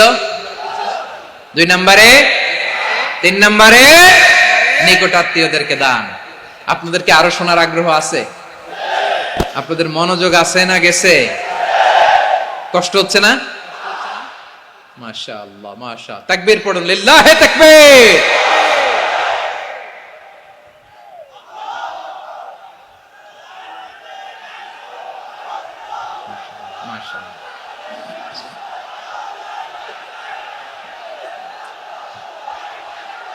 আমার প্রিয় ভাইয়েরা, আল্লাহ তাআলা 3টা জিনিসের যেমনি আদেশ করেছেন, অনুরূপ ভাবে 3টা বিষয় তিনি বারণ করেছেন, নিষেধ করেছেন। ওগুলোর কাছেও যাওয়া যাবে।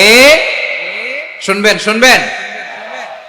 রাব্বুল আলামিন বলেন, ওয়ায়ানহা আনিল ফাহশাই ওয়াল মুনকারি ওয়াল বাগি। আমি যেমনি 3টি বিষয়ে আদেশ করলাম, অনুরূপ ভাবে 3টি বিষয়ে বারণ করলাম, নিষেধ করলাম। আমার 1 নাম্বার নিষেধাজ্ঞা হলো অশ্লীলতার প্রতি। ফাহশা, ওয়ায়ানহা আনিল ফাহশা। আল্লাহ তাআলা অশ্লীলতাকে নিষেধ করেছেন। কোন জিনিসকে? সবাই বলুন, কোন জিনিসকে? যত ধরনের, যত টাইপের, যত ক্যাটাগরির অশ্লীলতা হতে পারে, সব অশ্লীলতাকে হারাম করেছেন কে? ফাহশা মানে কি? কথায়, কাজে, আচরণে, কমেন্ট, ফেসবুকের কমেন্টসে যত ধরনের নোংরামো আছে, যত ধরনের অশ্লীলতা আছে, এটাকে আরবিতে বলে ফাহশা। এটাকে কি বলে? রাব্বুল আলামিন বলেন, কুল ইন্নামা হারামা রাব্বিয়াল ফাওয়াহিশা মা যাহারা মিনহা ওয়া মা বাতান। ও নবী, আপনি বলে দেন, আমার রব প্রকাশ্য, অপ্রকাশ্য, স্পষ্ট কিংবা অস্পষ্ট, দৃশ্যমান কিংবা অদৃশ্যমান সব অশ্লীলতাকে হারাম করেছেন। সব ধরনের অশ্লীলতা হারাম, সব ধরনের। আল্লাহ তাআলা আমাদেরকে অশ্লীলতা থেকে বাঁচান, অশ্লীলতা থেকে তিনি আমাদেরকে হেফাজত করুক, পড়েন আমিন। এবার বলেন, আমাদের সমাজে অশ্লীলতা আছে না নাই? চট্টগ্রামে নাই? আমি কই নাই, ওনারা বলে আছে। দেখছেন, আমি সামহাও বাঁচায় দেওয়ার ট্রাই করতেছি, আমি সামহাও বাঁচায় দেওয়ার ট্রাই করতেছি, ওনারা বলে আছে। অশ্লীলতা নানা ভাবে, নানা নামে, নানা মোড়কে আমাদের সমাজে আছে না নাই? সংস্কৃতির নামে, ফ্যাশনের নামে, বিনোদনের নামে, উপন্যাসের নামে, কনসার্টের নামে অশ্লীলতা আছে না নাই? আপনি দেখেছেন কনসার্টগুলোর অবস্থা? এই যে আতিফ আসলাম যে আসছে আমাদের দেশে, তারপর কে কে আসছে, আমাদের তরুণ তরুণীরা, আমাদের যুবক যুবতীরা, আমাদের জেনজিরা, কি অবস্থা ওইখানে? হ্যাঁ, কি অবস্থা? কে বাঁচাবে ওদের? কে রক্ষা করবে ওদের ইমানের, ওদের চরিত্রের হেফাজতের গ্যারান্টি কে দিবে? কনসার্টের নামে অশ্লীলতা আছে না নাই? ছেলে মেয়ে একে অপরকে জড়ায় ধরতেছে, একে অপরকে চুমু খাচ্ছে প্রকাশ্যে, দিবালোকে, গণমানুষের সামনে। আল্লাহ তাআলা এই অশ্লীলতা থেকে আমাদেরকে বেঁচে থাকতে বলেছেন, বেঁচে থাকতে বলেছেন। রূপালী জগতের নামে অশ্লীলতা আছে না নাই? এই টার্মটা আপনারা জানেন না? রূপালী জগৎ কি জগৎ? আসলে কি রূপালী জগৎ না অন্ধকার জগৎ? আমার বোনেরা, আপনাদেরকে যে কি বলে তারা বুঝায়, রূপালী জগৎ শুনেই আপনি ভরকে যাবেন না।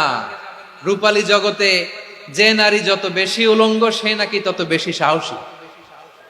জানেন, বলে এটা একটা সাহসী নারী, খুব সাহসী পদক্ষেপ তার। যত বেশি শরীর থেকে কাপড় নামাতে পারবে, যত বেশি বস্ত্রহীন হয়ে নিজেকে প্রেজেন্ট করতে পারবে, সে নাকি তত বেশি সাহসী। আমার চট্টলার ভাইয়েরা, শয়তানের প্রথমে এজেন্ডা ছিল বনি আদমকে বস্ত্রহীন করা। সে আদম এবং হাওয়া আলাইহিস সালামকে নিষিদ্ধ গাছের ফল খাইয়ে তাদেরকে বস্ত্রহীন করেছে। এই জামিনেও সে আমাদেরকে বস্ত্রহীন করতে চাইবে। এই রূপালী জগতের নামে তারা এটা করে। আমার প্রিয় বোনেরা, আপনি জানেন না আপনার দাম কত। ওরা আপনাদেরকে বিজ্ঞাপনের সস্তা পণ্য বানাতে চায়। ওরা আপনাদেরকে ওদের ভোগের লিপসার টুলস বানাতে চায়। ওরা আপনাদেরকে দিয়ে ওদের খায়েশ পূরণ করতে চায়। এটা আপনাদের জন্য মোটেও ডিগনিটি নয়, এটা আপনাদের জন্য সম্মান নয়। আপনার সম্মান শালীনতায়, আপনার সম্মান হেজাবে, আপনার সম্মান ভদ্রতায়, আপনার সম্মান আপনার ডিসেন্ট পোশাকে। পোশাক বলে দেয় এই নারীটা ভদ্র না অভদ্র। পোশাক বলে দেয় এই মেয়েটা কোন ঘরের মেয়ে। আওয়াজ করে বলেন ঠিক কিনা? আপনি জানেন না, আপনারা এই সস্তা পণ্য বানায়, ভোগের পণ্য, বিলবোর্ডে আপনাকে উলঙ্গ করে উপস্থাপন করে। এই অশ্লীলতার সাথে ইসলামের কোনো সম্পর্ক। এজন্য আল্লাহ বলেন, আমি অশ্লীলতাকে হারাম করেছি। অশ্লীলতাকে হারাম করার প্রথম কারণ হলো এর মাধ্যমে মানবতাকে অপমানিত করা হয়। কারণ মানুষের সম্মান মানুষের পোশাকে। মানুষ যখন পোশাকহীন হয়ে যায়, বস্ত্রহীন হয়ে যায়, তার সম্মান কমে যায়, ঠিক কিনা? অশ্লীলতাকে হারাম করার প্রথম কারণ হচ্ছে মানুষ মানুষকে অপমান করে। একটা নারী, সে তো সম্মানিত, নারী যে কত সম্মানিত নারীরা এটা বুঝেই নাই।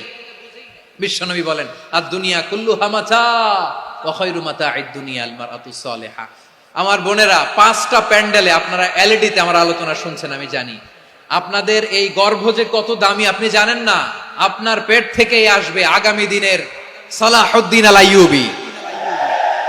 আপনার পেট থেকেই আসবে অনাগত দিনের ইমাম মাহদী আল মুনতাযর।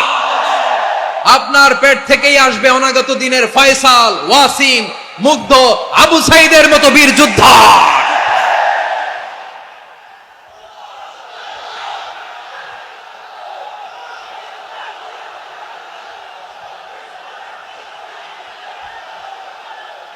আমার প্রিয় বোনেরা, আমার প্রিয় বোনেরা, বিশ্বনবীর কথার ওজন খেয়াল করেন, আর দুনিয়া কুল্লুহা মাতা ওয়া খায়রু মাতা'আদ দুনিয়াল মারআতুস সালিহা।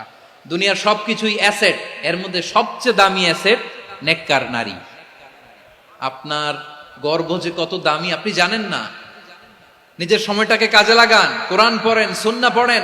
আপনার অনেক দায়িত্ব ঘরে। You are the MD of your family. একটা family it's a very big institution. পরিবার একটা অনেক বড় প্রতিষ্ঠান। And you are the MD of your institution. আপনি এই পরিবারের MD, managing director of your family. এখানে আপনার কত দায়িত্ব। আপনি ছেলে মেয়েদেরকে তারবিয়া করবেন, আপনি আপনার স্বামীর জন্য ঘরটারে জান্নাতের নীর বানাবেন, আপনার জন্য জান্নাতের ডুপ্লেক্স বাড়ি ওইখানে তৈরি করে রাখবে কে? আপনি যে কত দামি আপনি জানেন না। নারীদেরকে আল্লাহ বানিয়েছেন উচ্চতর করে, নিম্নতর নয়। নারীদেরকে ছোট্ট জিনিস দিলে এটারে বড় করে দেয়। নারীদেরকে ভ্রূণ দিলে, শুক্রাণু দিলে নারী এটারে বাচ্চা হিসেবে উপহার দেয়, ঠিক কিনা? বিয়ের মাধ্যমে স্বামী যখন তার শুক্রাণু তার স্ত্রীকে উপহার দেয়, স্ত্রী রিটার্নে কি উপহার দেয়? ফুল ফর্ম বেবি, মানব সন্তান। দেখছেন, আপনি দিলেন একটুকুনি, দিছে বিশাল। আপনি যদি নারীকে বাজার এনে দেন, নারী এটাকে সুস্বাদু খাবারে রূপান্তর করে দেয়। আপনি তাকে একটা মুচকি হাসি দিয়ে দেন, সে তার কলিজা দিয়ে দেয়। কিন্তু যদি আপনি তার মনে কষ্ট দেন, সে আপনার জীবনকে জাহান্নাম বানায়া দেয়। খবর আছে, নারীর মন বুঝতে পারলে নেয়ামত, বুঝতে না পারলে কিয়ামত, ঠিক কিনা বলে? কত দামি আপনি জানেন না। জানেন না আপনি কত দামি, অনেক দামি আপনি। আপনাদেরকে যেন ভোগের সস্তা পণ্য বানাতে না পারে, আপনাদেরকে সচেতন থাকতে হবে, সজাগ থাকতে হবে, কনসার্ন থাকতে হবে। শয়তানের ওই হাতছানির দিকে আর নজর দেওয়া যাবে না। তাহলে কেন আল্লাহ তাআলা এই ফাহশা, অশ্লীলতাকে হারাম করলেন? এক নাম্বার, এতে হিউম্যান ডিগনিটি কমে। দুই নাম্বার, এতে মানুষের অধিকার নষ্ট হয়। আপনি বিয়ে করেছেন এরে, পরকিয়া করেন ওর সাথে, এরকম আছে না নাই? স্ত্রীর অধিকার নষ্ট করেছেন। আপনি বিবাহ সম্পর্কে আবদ্ধ হয়েছেন তার সাথে, আপনি পরকিয়া করেন ওই ছেলের সাথে, আপনি আপনার হাজবেন্ডের সাথে বিট্রে করেছেন। এজন্য আল্লাহ অশ্লীলতাকে হারাম করেছেন। অশ্লীলতাকে হারাম করার আরেকটা কারণ হচ্ছে আল্লাহ তাআলা এই হিউম্যান জেনারেশনকে এটাকে প্রিজার্ভ করতে চায়। হিফজুন নাসল, এটা মাকাসিদুশ শরিয়ার অনেক গুরুত্বপূর্ণ একটা মাকাসিদ, অনেক গুরুত্বপূর্ণ। আপনার নাসল, আপনার জেনারেশনকে সংরক্ষণ করা। এই যে আসতেছে ফেব্রুয়ারি, কত ফেব্রুয়ারি জানো? এটা কি বিশ্ব ভালোবাসা দিবস? হ্যাঁ, কি দিবস? এই বিশ্ব ভালোবাসা দিবসের সাথে মুসলমানদের কোনো সম্পর্ক নাই। আমার প্রিয় ভাইরা, এই যে আপনি অবৈধ সম্পর্কে জড়ালেন, কেন আল্লাহ অশ্লীলতাকে হারাম করেছে দেখেন। বলতেছিলাম যে এটা আপনার নাসল, আপনার জেনারেশন, আপনার লিনিয়েজ, আপনার বংশকে প্রিজার্ভ করা। কে কার বাবা, কে কার মা, বাবা মা জানা, প্রজন্মকে প্রিজার্ভ করা, এটা ইসলাম ওয়াজিব করে দিয়েছে। এই যে অবৈধ সম্পর্কের কারণে, বিশ্ব বেহায়া দিবসের কারণে, এগুলোর আউটকাম, আউটপুট হিসেবে মাঝে মাঝে এই ঢাকা মেডিকেলের ডাস্টবিনে নবজাতকের বাচ্চার কান্নার আওয়াজ শুনতে পাওয়া যায়। চট্টগ্রাম মেডিকেলের ডাস্টবিনে নবজাতকের কান্না শুনতে পাওয়া যায়।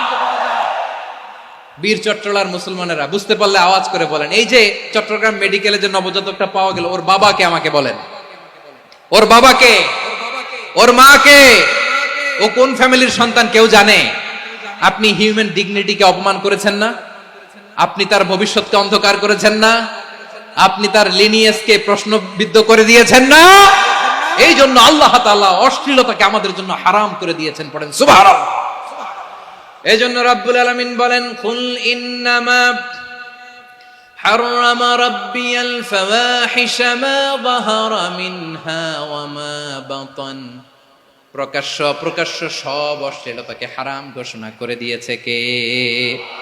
আবার দুনিয়ার বুকে যারা অশ্লীলতার প্রসার করে তাদের জন্য শাস্তি মজুদ রেখেছে কে?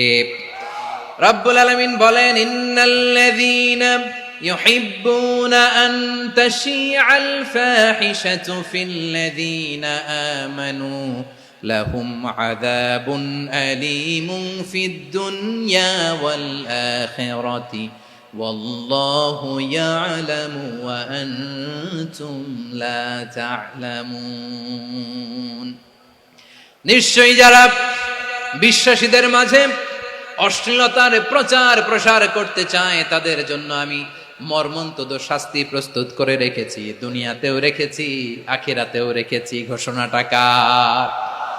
যারা এই নাটকের নামে, সিনেমার নামে, রূপালী জগতের নামে, মুভির নামে, ওটিটি প্ল্যাটফর্মের নামে আমার সমাজে অশ্লীলতা ছড়াতে চায়, তাদের জন্য কঠিন মর্মন্তুদ শাস্তি মজুদ রেখে দিয়েছে কে?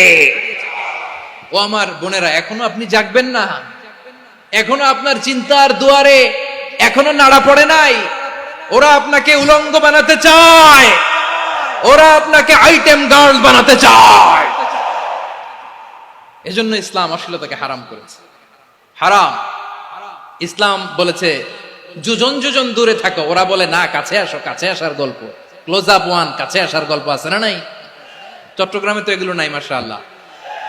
হ্যাঁ, এখানেও আছে ক্লোজ আপ ওয়ান, কাছে আসার গল্প। আল্লাহ বলেন ওয়ালা তাকরাবুজ জিনা, কাছেও এসো না, জিনা থেকে যোজন যোজন কিলো দূরে থাকো, ওরা বলে কাছে আসার গল্প। আমার বীর চট্টলার ভাইয়েরা, কাছে আসতে হলে আমরা কোরআনের কাছে আসব, কাছে আসতে হলে নবীর কাছে আসব, কাছে আসার গল্প হবে আমার রবের কাছে আসার গল্প। চিল্লায় বলো ঠিক কিনা?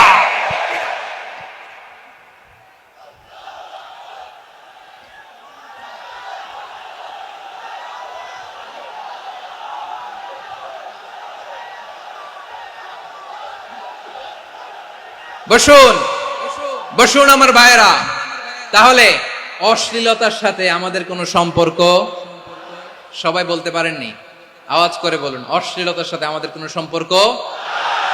আমরা এই সমস্ত ক্লোজ আপ ওয়ান, কাছে আসার গল্পের প্রোগ্রামে যাব?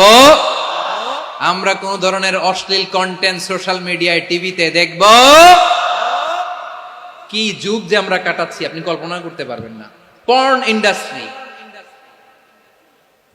নারী পুরুষের বস্ত্রহীন যুগল দৃশ্য, এটাকে দিয়ে ওরা কোটি ডলারের ইন্ডাস্ট্রি বানিয়েছে।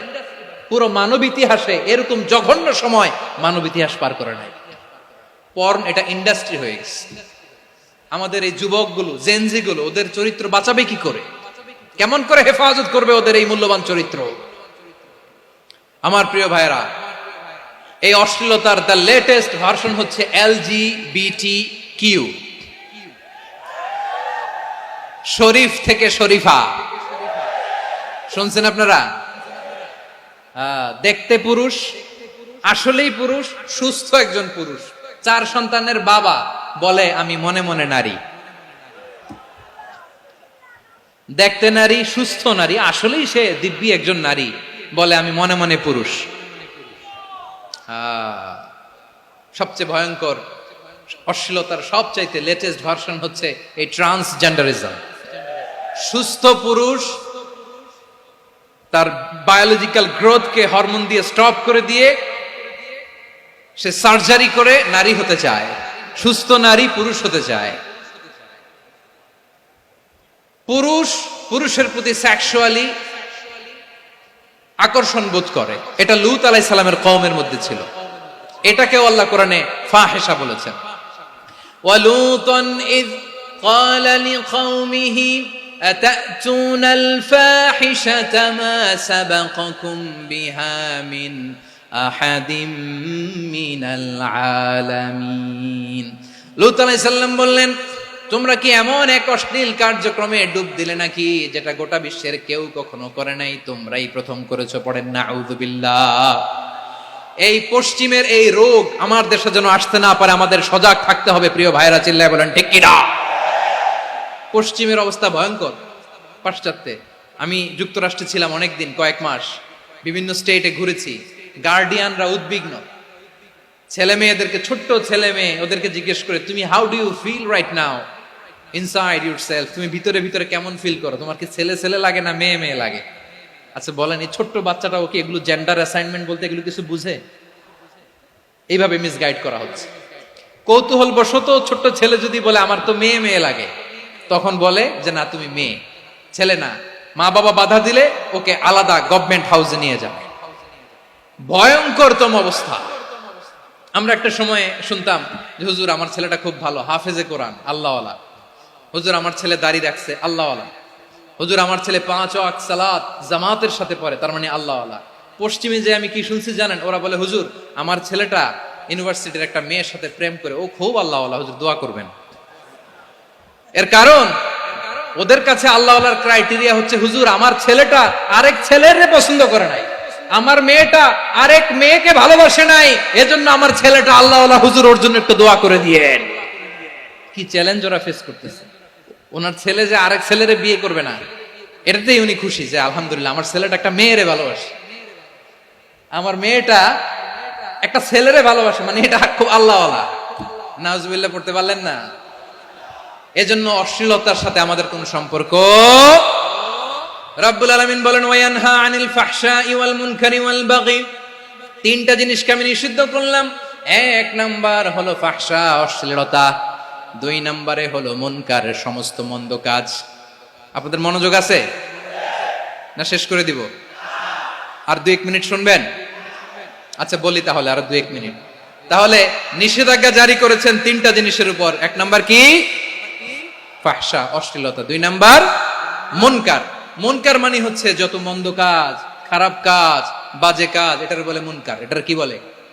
আপনারা পড়ছেন না তা'মুরুনা বিল মা'রুফি ওয়া তানহাউনা আনিল মুনকার। ভালো কাজের আদেশ, সৎ কাজের আদেশ, অসৎ কাজের নিষেধ। মুনকার, মুনকার হচ্ছে মানুষের স্বাভাবিক বিবেকবোধ যেটাকে খারাপ বলে, ওইটাই মুনকার। পৃথিবীর সব আসমানি গ্রন্থ যেটাকে খারাপ বলেছে, মানুষের স্বাভাবিক বিবেকবোধ যেটাকে খারাপ বলেছে, এগুলো সব মুনকার। যেমন ইফটিজিং, এটা কি ভালো না খারাপ? মজুদদারি, খাদ্যে ভেজাল দেওয়া, ওজনে কম দেওয়া, মাছে ফরমালিন মিশানো, চাঁদাবাজি, টেন্ডারবাজি, দখলবাজি, এগুলো আমাদের স্বাভাবিক বিবেকেই বলে এগুলো খারাপ, এগুলো হচ্ছে মুনকার। আল্লাহ তাআলা এই মুনকার থেকে আমাদেরকে বেঁচে থাকতে বলেন, আর শয়তান এই মুনকারের প্রতি আমাদেরকে উদ্বুদ্ধ করে। আল্লাহ তাআলা বললেন ইয়া আইয়ুহাল্লাযীনা আমানু লা তাত্তাবিউ খুতুওয়াতিশ শাইতান ফাইন ওয়া মান ইয়াত্তাবি' খুতুওয়াতিশ শাইতানি ফাইন্নাহু ইয়া'মুরু বিল ফাহশাই ওয়াল মুনকার। আল্লাহ বললেন ও আমার গোলামেরা শোনো শোনো, ও আমার বিশ্বাসী বান্দারা খবরদার, তোমরা কশিনকালেও শয়তানের পদাঙ্ক অনুসরণ করবে না, কারণ শয়তান তোমাদেরকে অশ্লীলতা এবং মন্দ কাজের দিকে উদ্বুদ্ধ করে। আমাদের কাজ হচ্ছে শয়তান আমাদেরকে যেদিকে নিতে চায় আমরা তার উল্টা দিকে যাব, ঠিক কিনা বলে? শয়তান এই মন্দ কাজকে আমাদের কাছে বিউটিফাই করে, চাকচিক্যময় করে আমাদের সামনে উপস্থাপন করে। এজন্য আল্লাহ বলেন মুনকারকে থামাতে হবে, মুনকার প্রতিরোধ করতে হবে। মুনকার প্রতিরোধের দায়িত্ব শুধু আমাদের নাকি? শুধু আপনার খতিব সাহেবের, ইমাম সাহেবের, নাকি মুসলিম উম্মার সবার? আওয়াজ করে বলুন, মুনকার অসৎ কাজ প্রতিরোধের দায়িত্ব কার? রাব্বুল আলামিন বলেন কুনতুম খায়রা উম্মাতিন উখরিজাত লিন-নাসি তা'মুরুনা বিল মা'রুফি ওয়া তানহাউনা আনিল মুনকার। তোমাদেরকে শ্রেষ্ঠ জাতি করে জমিনের মধ্যে আবির্ভূত করা হয়েছে, যাতে করে তোমরা জমিনের ভেতরে সৎ কাজের আদেশ করতে পারো আর অসৎ কাজের নিষেধ করতে পারো। উম্মা কুনতুম খায়রা, তাহলে গোটা উম্মার দায়িত্ব, এটা বুঝতে পারছেন তো? আচ্ছা আরো নিচে আসেন। এরপরে আল্লাহ বললেন শুধু উম্মা না, এই জমিনের রাজত্ব আমি যাদের হাতে দেই, এই জমিনের মালিক আমি যাদেরকে বানিয়ে দেই, যাদেরকে আমি সরকারের দায়িত্ব দেই, তাদেরকেও মুনকার প্রতিরোধের দায়িত্ব দিয়েছে কে? আল্লাহ বলেন যারা ক্ষমতার মসনদে বসেছে তাদেরকে 4 দফা কর্মসূচি আমি আল্লাহ দিলাম। আওয়াজ করে বলেন কয় দফা?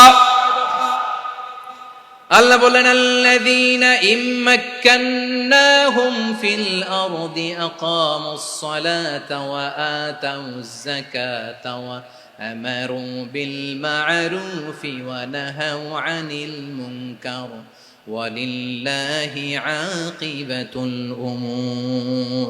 যারা এই জমিনের উত্তরাধিকার হয়েছে তারা 4 দফা কর্মসূচি নিয়ে সামনে আগাবা।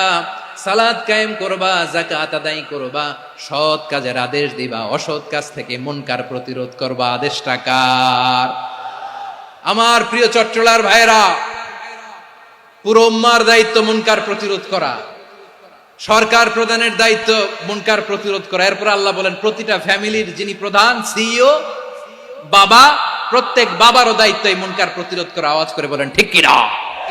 যেমনটি সাইয়েদনা লুকমান আলাইহিস সালাম ওনার কলিজার টুকরা সন্তানকে আদেশ করেছেন, ইয়া বুনাইয়া আকিমিস সালাতা ওয়া'মুর বিল মা'রুফি ওয়ানহা আনিল মুনকার। পড়েন সুবহানাল্লাহ। বাবা ছেলেকে সবক দিচ্ছে। কে সবক দিচ্ছে? কাকে? লুকমান আলাইহিস সালাম ছেলেকে বলতেছে, ওরে আমার কলিজার টুকরা সন্তান, ওরে আমার বাছা, নামাজ কায়েম করবা, সৎ কাজের আদেশ দিবা, আর মুনকার প্রতিরোধ করবা, অসৎ কাজ, সমাজ থেকে খারাপ কাজকে ঝেঁটে বিদায় করে দিবা। তাহলে দেখেন আমি স্টেপ বাই স্টেপ নামলাম। পুরা উম্মার দায়িত্ব, জমিনের উত্তরাধিকারী আল্লাহ যাদেরকে বানিয়েছেন সরকার, তাদের দায়িত্ব, প্রতিটি ফ্যামিলির প্রধানের দায়িত্ব। এরপরে বিশ্বনবী বলেন সচেতন প্রতিটি মুসলিমের দায়িত্ব সমাজ থেকে মুনকারকে উৎখাত করা। বিশ্বনবী বলেছেন, মান রাআ মিনকুম মুনকারান ফালিয়ুগাইয়িরহু বিয়াদিহি ফাইন লাম ইয়াস্তাতি ফাবিলিসানিহি ওয়া ইন লাম ইয়াস্তাতি ফাবিকলবিহি ওয়া যালিকা আযআফুল ঈমান। সমাজে যে মুনকার দেখবে, খারাপ কাজ দেখবে, সে যেন হাত দিয়ে সেটাকে থামায়। কি দিয়ে? আপনাদের তো হাত নাই না? হাত আছে, হাত আছে। ওরা যেই হাত দিয়ে অন্যায় করে ওটা প্রতিরোধের জন্য আমাদেরও হাত আছে না নাই? থামাতে হবে, থামাতে হবে।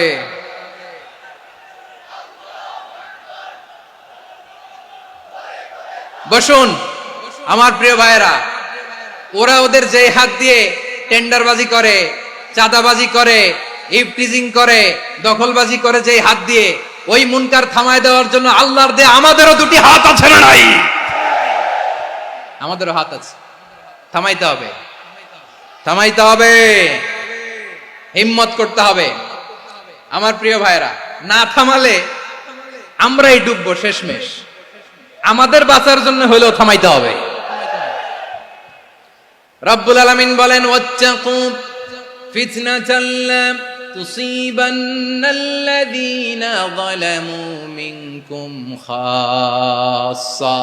ও আমার গোলামেরা, ওই আযাবকে ভয় করো যে আযাব যখন আমি জমিনের বুকে পাঠাই শুধু জালেমদেরকেই মারি না, আলেমদেরকেও মারি।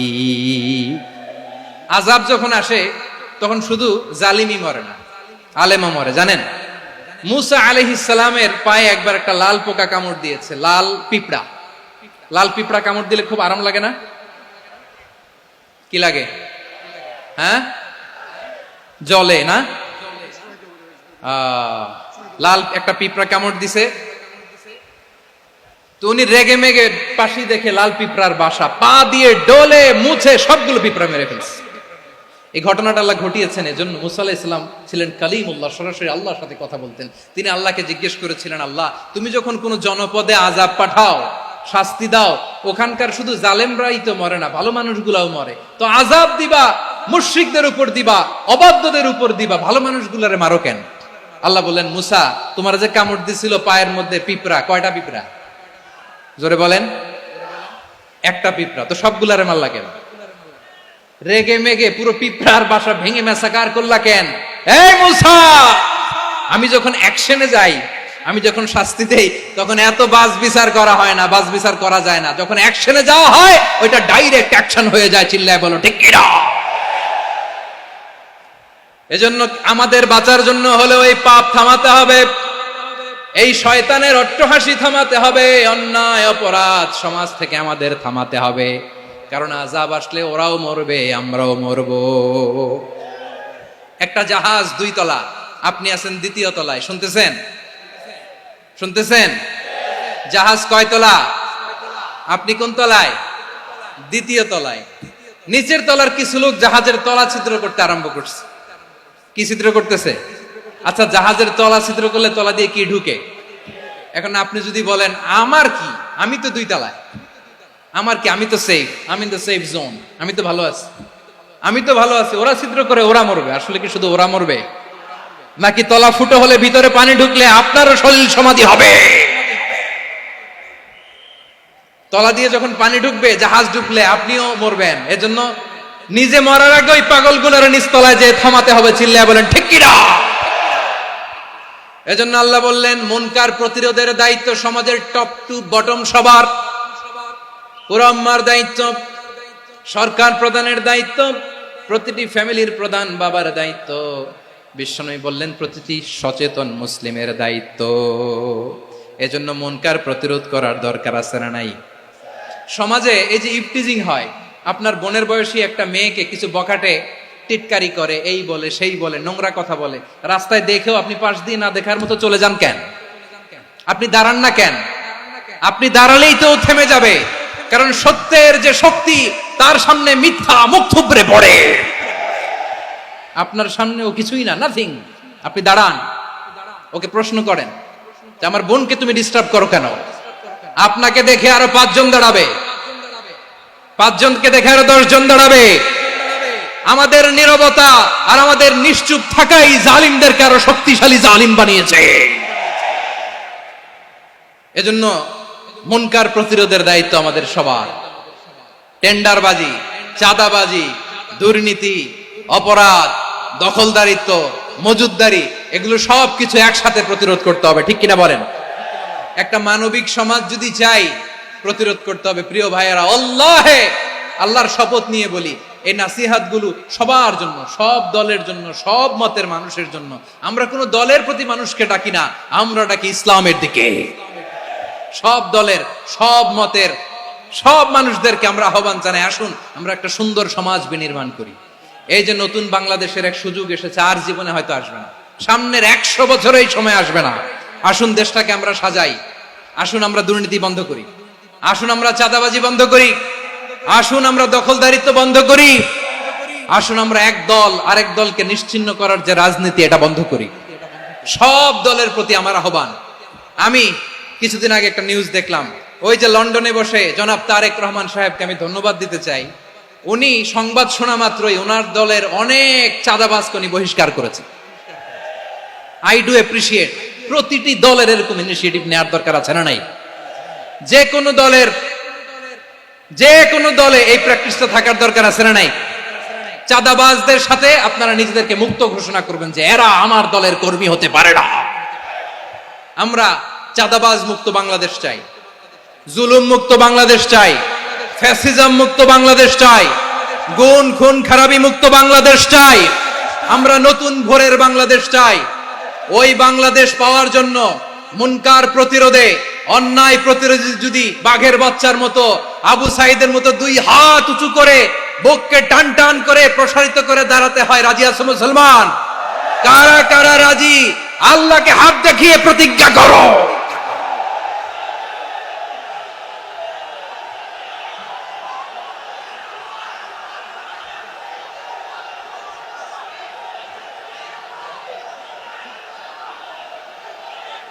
আমার প্রিয় ভাইয়েরা, বসুন বসুন আমার ভাইয়েরা। রাব্বুল আলামিন বলেন, ওয়ায়ানহা আনিল ফাহশাই ওয়াল মুনকারি ওয়াল বাগি ইয়াইদুকুম লাআল্লাকুম তাযাক্কারুন। বসুন। আল্লাহ বললেন, আমি অশ্লীলতাকে নিষেধ করি, আমি সব ধরনের মন্দ কাজকে নিষিদ্ধ করি, সব শেষে আমি সীমা লঙ্ঘনকে তোমাদের জন্য নিষিদ্ধ করি। আলোচনা মনে আছে তো, না ভুলে গেছেন? নিষিদ্ধ করেছেন কয়টা জিনিস? 1 নম্বরে অশ্লীলতা, 2 নম্বরে মুনকার তথা সব মন্দ কাজ, 3 নম্বরে আল বাগি, সীমা লঙ্ঘন, ক্রসিং দ্য লিমিট। সীমা লঙ্ঘন করা ভালো না। We all should know all limits. চিল্লায় বলেন ঠিক কিনা? একই আয়াতে আল্লাহ বললেন, কুল ইন্নামা হাররামা রাব্বিয়াল ফাওয়াহিশা মা যাহারা মিনহা ওয়া মা বাতানা ওয়াল ইসমা ওয়াল বাগিয়া বিগাইরিল হক। অন্যায় ভাবে যে অবাধ্য হয়, যে সীমা লঙ্ঘন করে, তাদেরকেও আমি এটা হারাম করে দিলাম। সীমা লঙ্ঘন করা হারাম, সীমা লঙ্ঘন করা হারাম। আল্লাহ বারবার আমাদেরকে ওয়ার্নিং দেয়। যখন আমরা থামি না তখন আল্লাহ ধরে, আর যখন ধরে তখন ছাড়ে না। ধরে না, ধরলে আল্লাহ। ফেরাউনকে কিন্তু হুট করে ধরে নাই, আপনারা জানেন, 9 বার ওয়ার্নিং দিয়েছে। ফিরআউনকে আল্লাহ তাআলা ওয়ার্নিং দিয়েছিল কয়বার? বীর চট্টলার বীর সেনানীরা আওয়াজ করে বলেন, ফিরআউনকে ধরার আগে ওয়ার্নিং দেওয়া হয়েছিল কয়টা? রব্বুল আলামিন বলেন, ওয়ালাকাদ আতাইনা মূসা তিসআ আয়াতিন বাইয়িনাত, 9টা মুআজিজা দেখিয়েছি। 1 2 3 বারবার এইভাবে রিমাইন্ডার, ওইভাবে রিমাইন্ডার, এইভাবে নসিহত, ওইভাবে দাওয়া। ফাকুলা লাহু কাওলান লাইয়িনা, নরম করে বলো, সফট করে বলো, যত ওয়ে হতে পারে দাওয়া মেথডোলজি মুসা আলাইহিস সালামের সব অ্যাপ্লাই শেষ। 10ম বারে যে আল্লাহ ধরছে, 10ম বারে যে ধরেছে। এজন্য আল্লাহ বলেন, আমি সীমালঙ্ঘনকে পছন্দ করি না। কোরআনের অন্য আয়াতে বাগীকে বলা হয়েছে আল ইতিদা, সীমালঙ্ঘন যারা করে তাদেরকে আল্লাহ বলেছেন মুতাদিন। ওয়াকাতিলু ফি সাবিলিল্লাহিল্লাযীনা ইউকাতিলুনাকুম ওয়ালা তা'তাদু ইন্নাল্লাহা লা ইউহিব্বুল মুতাদিন। আমি সীমালঙ্ঘনকারীদেরকে কোশ্চিনকালেও পছন্দ করি না। আমরা যেন সীমালঙ্ঘন না করি, রাজি আছেন তো? যে কোনো ক্ষেত্রে ইবাদতে যেন সীমালঙ্ঘন না করি। অনেকে আমরা ইবাদতে সীমালঙ্ঘন করে ফেলি। বিশ্বনবী সাল্লাল্লাহু আলাইহি ওয়াসাল্লাম যেটা শিখিয়েছেন এর বাইরে যে অতিরিক্ত বুজুর্গ হতে চায়, এরকম আছে না নাই? করা যাবে না, কোনো ক্ষেত্রেই সীমালঙ্ঘন করা যাবে, এমনকি যুদ্ধ ক্ষেত্রেও না। বিশ্বনবী সাল্লাল্লাহু আলাইহি ওয়াসাল্লাম বলেন, খবরদার যুদ্ধ ক্ষেত্রেও সীমালঙ্ঘন করো না। কি সুন্দর ইসলাম আমরা পেয়েছি। বিশ্বনবী বলেন, খবরদার যুদ্ধের ময়দানে কোনো নারীর গায়ে হাত তোলো না, কোন শিশুর গায়ে হাত তোলো না, কোন গবাদি পশু হত্যা করো না, কোন শস্য ক্ষেত্র ধ্বংস করো না, ইবাদতরত অন্য ধর্মের কোন সন্ন্যাসীর গায়ে হাত তোলো না। বলেন সুবহানাল্লাহ। তাহলে আমরা সীমালঙ্ঘন করতে পারবো? প্রিয় ভাইরা, একটা সুখী, সমৃদ্ধ, শান্তির সমাজ, মানবিক সমাজ যদি আমরা গঠন করতে চাই, আমাদের আল্লাহর দেয়া কয়টা আদেশ মানতে হবে বলেন দেখি? সবাই বলেন কয়টা? আর বেঁচে থাকতে হবে কয়টা জিনিস থেকে? আওয়াজ করে বলেন কয়টা? আচ্ছা, আদেশ নাম্বার 1 কি ছিল বলেন? আল্লাহর আদেশ কি? 1 নাম্বার আদাল, ন্যায়পরায়ণতা। আমরা সুবিচার, সুশাসন, ন্যায় বিচার চাই কি চাই না? 2 নম্বরে কি ছিল? মাশাআল্লাহ, আওয়াজ করে বলেন 2 নম্বরে কি ছিল? ইহসান, আমরা যেন সবার প্রতি দয়া পরবশ হই, ইহসান করি। 3 নম্বরে কি ছিল? নিকটাত্মীয়দের দান করা, তাদের অধিকার প্রাপ্য বুঝিয়ে দেওয়া। পাশাপাশি 3টা জিনিস থেকে আল্লাহ বারণ করেছেন, নিষেধ করেছেন। তার প্রথমটা ফাহশা, অশ্লীলতা। অশ্লীলতার সাথে আমাদের কোনো সম্পর্ক। আজকের এই ঐতিহাসিক চট্টগ্রামের প্যারেড ময়দান থেকে আমরা যত ধরনের মা যাহারা মিনহা মা বাতান, প্রকাশ্য অপ্রকাশ্য, দৃশ্যমান অদৃশ্যমান, সব অশ্লীলতা থেকে নিজেদেরকে মুক্ত ঘোষণা করলাম। অশ্লীলতাকে আমরা না বলে দিলাম। আওয়াজ করে সবাই বলুন নো। অশ্লীলতার সাথে আমাদের কোনো সম্পর্ক। 2 নম্বর নিষেধাজ্ঞা কি ছিল? আল মুনকার, সমাজের যত মন্দ কাজ এগুলোকে আমরা প্রতিরোধ করব। রাজি আছেন তো সবাই? 3 নম্বরে আল বাগী, সীমালঙ্ঘন। কোন মুসলিম সীমালঙ্ঘন করে না, এমনকি যুদ্ধ ক্ষেত্রেও না। আওয়াজ করে বলেন ঠিক কি না? রব্বুল আলামিন শেষে বললেন, ইয়াইদুকুম লাআল্লাকুম তাযাক্কারুন, আল্লাহ তোমাদেরকে উপদেশ দেন যাতে তোমরা শিক্ষা গ্রহণ করো। আমরা উপদেশ দিব, আমরা জোর করে কাউরে কিছু মানাতে চাই না। লা ইকরাহা ফিদ্দিন ওয়া যাক্কির ফাইন্না যিকরা তানফাউল মুমিনিন। উপদেশ দিলে এটা মুমিনদের কাজে দেয়। লাস্তা আলাইহিম বিমুসাইতির ইন্নামা আনতা মুযাক্কির। নবী হে, আপনি রিমাইন্ডার দাতা, আপনি উপদেশ দিবেন। আমরাও বিশ্বনবীর এই হাদিসগুলো থেকে, কোরআনের আয়াত থেকে রিমাইন্ডার, এই কথামালা, বাণী বাহক হিসেবে এই বাণীগুলো আপনাদের সাথে কাছে পৌঁছে দিলাম। আমরা আল্লাহ তাআলার কাছে প্রার্থনা করি, আল্লাহ আমরা যেন আদল দিয়ে আমাদের সমাজকে গঠন করতে পারি। আল্লাহ আমরা যেন ইহসান করতে পারি, আমরা যেন নিকটাত্মীয়দের দান করতে পারি।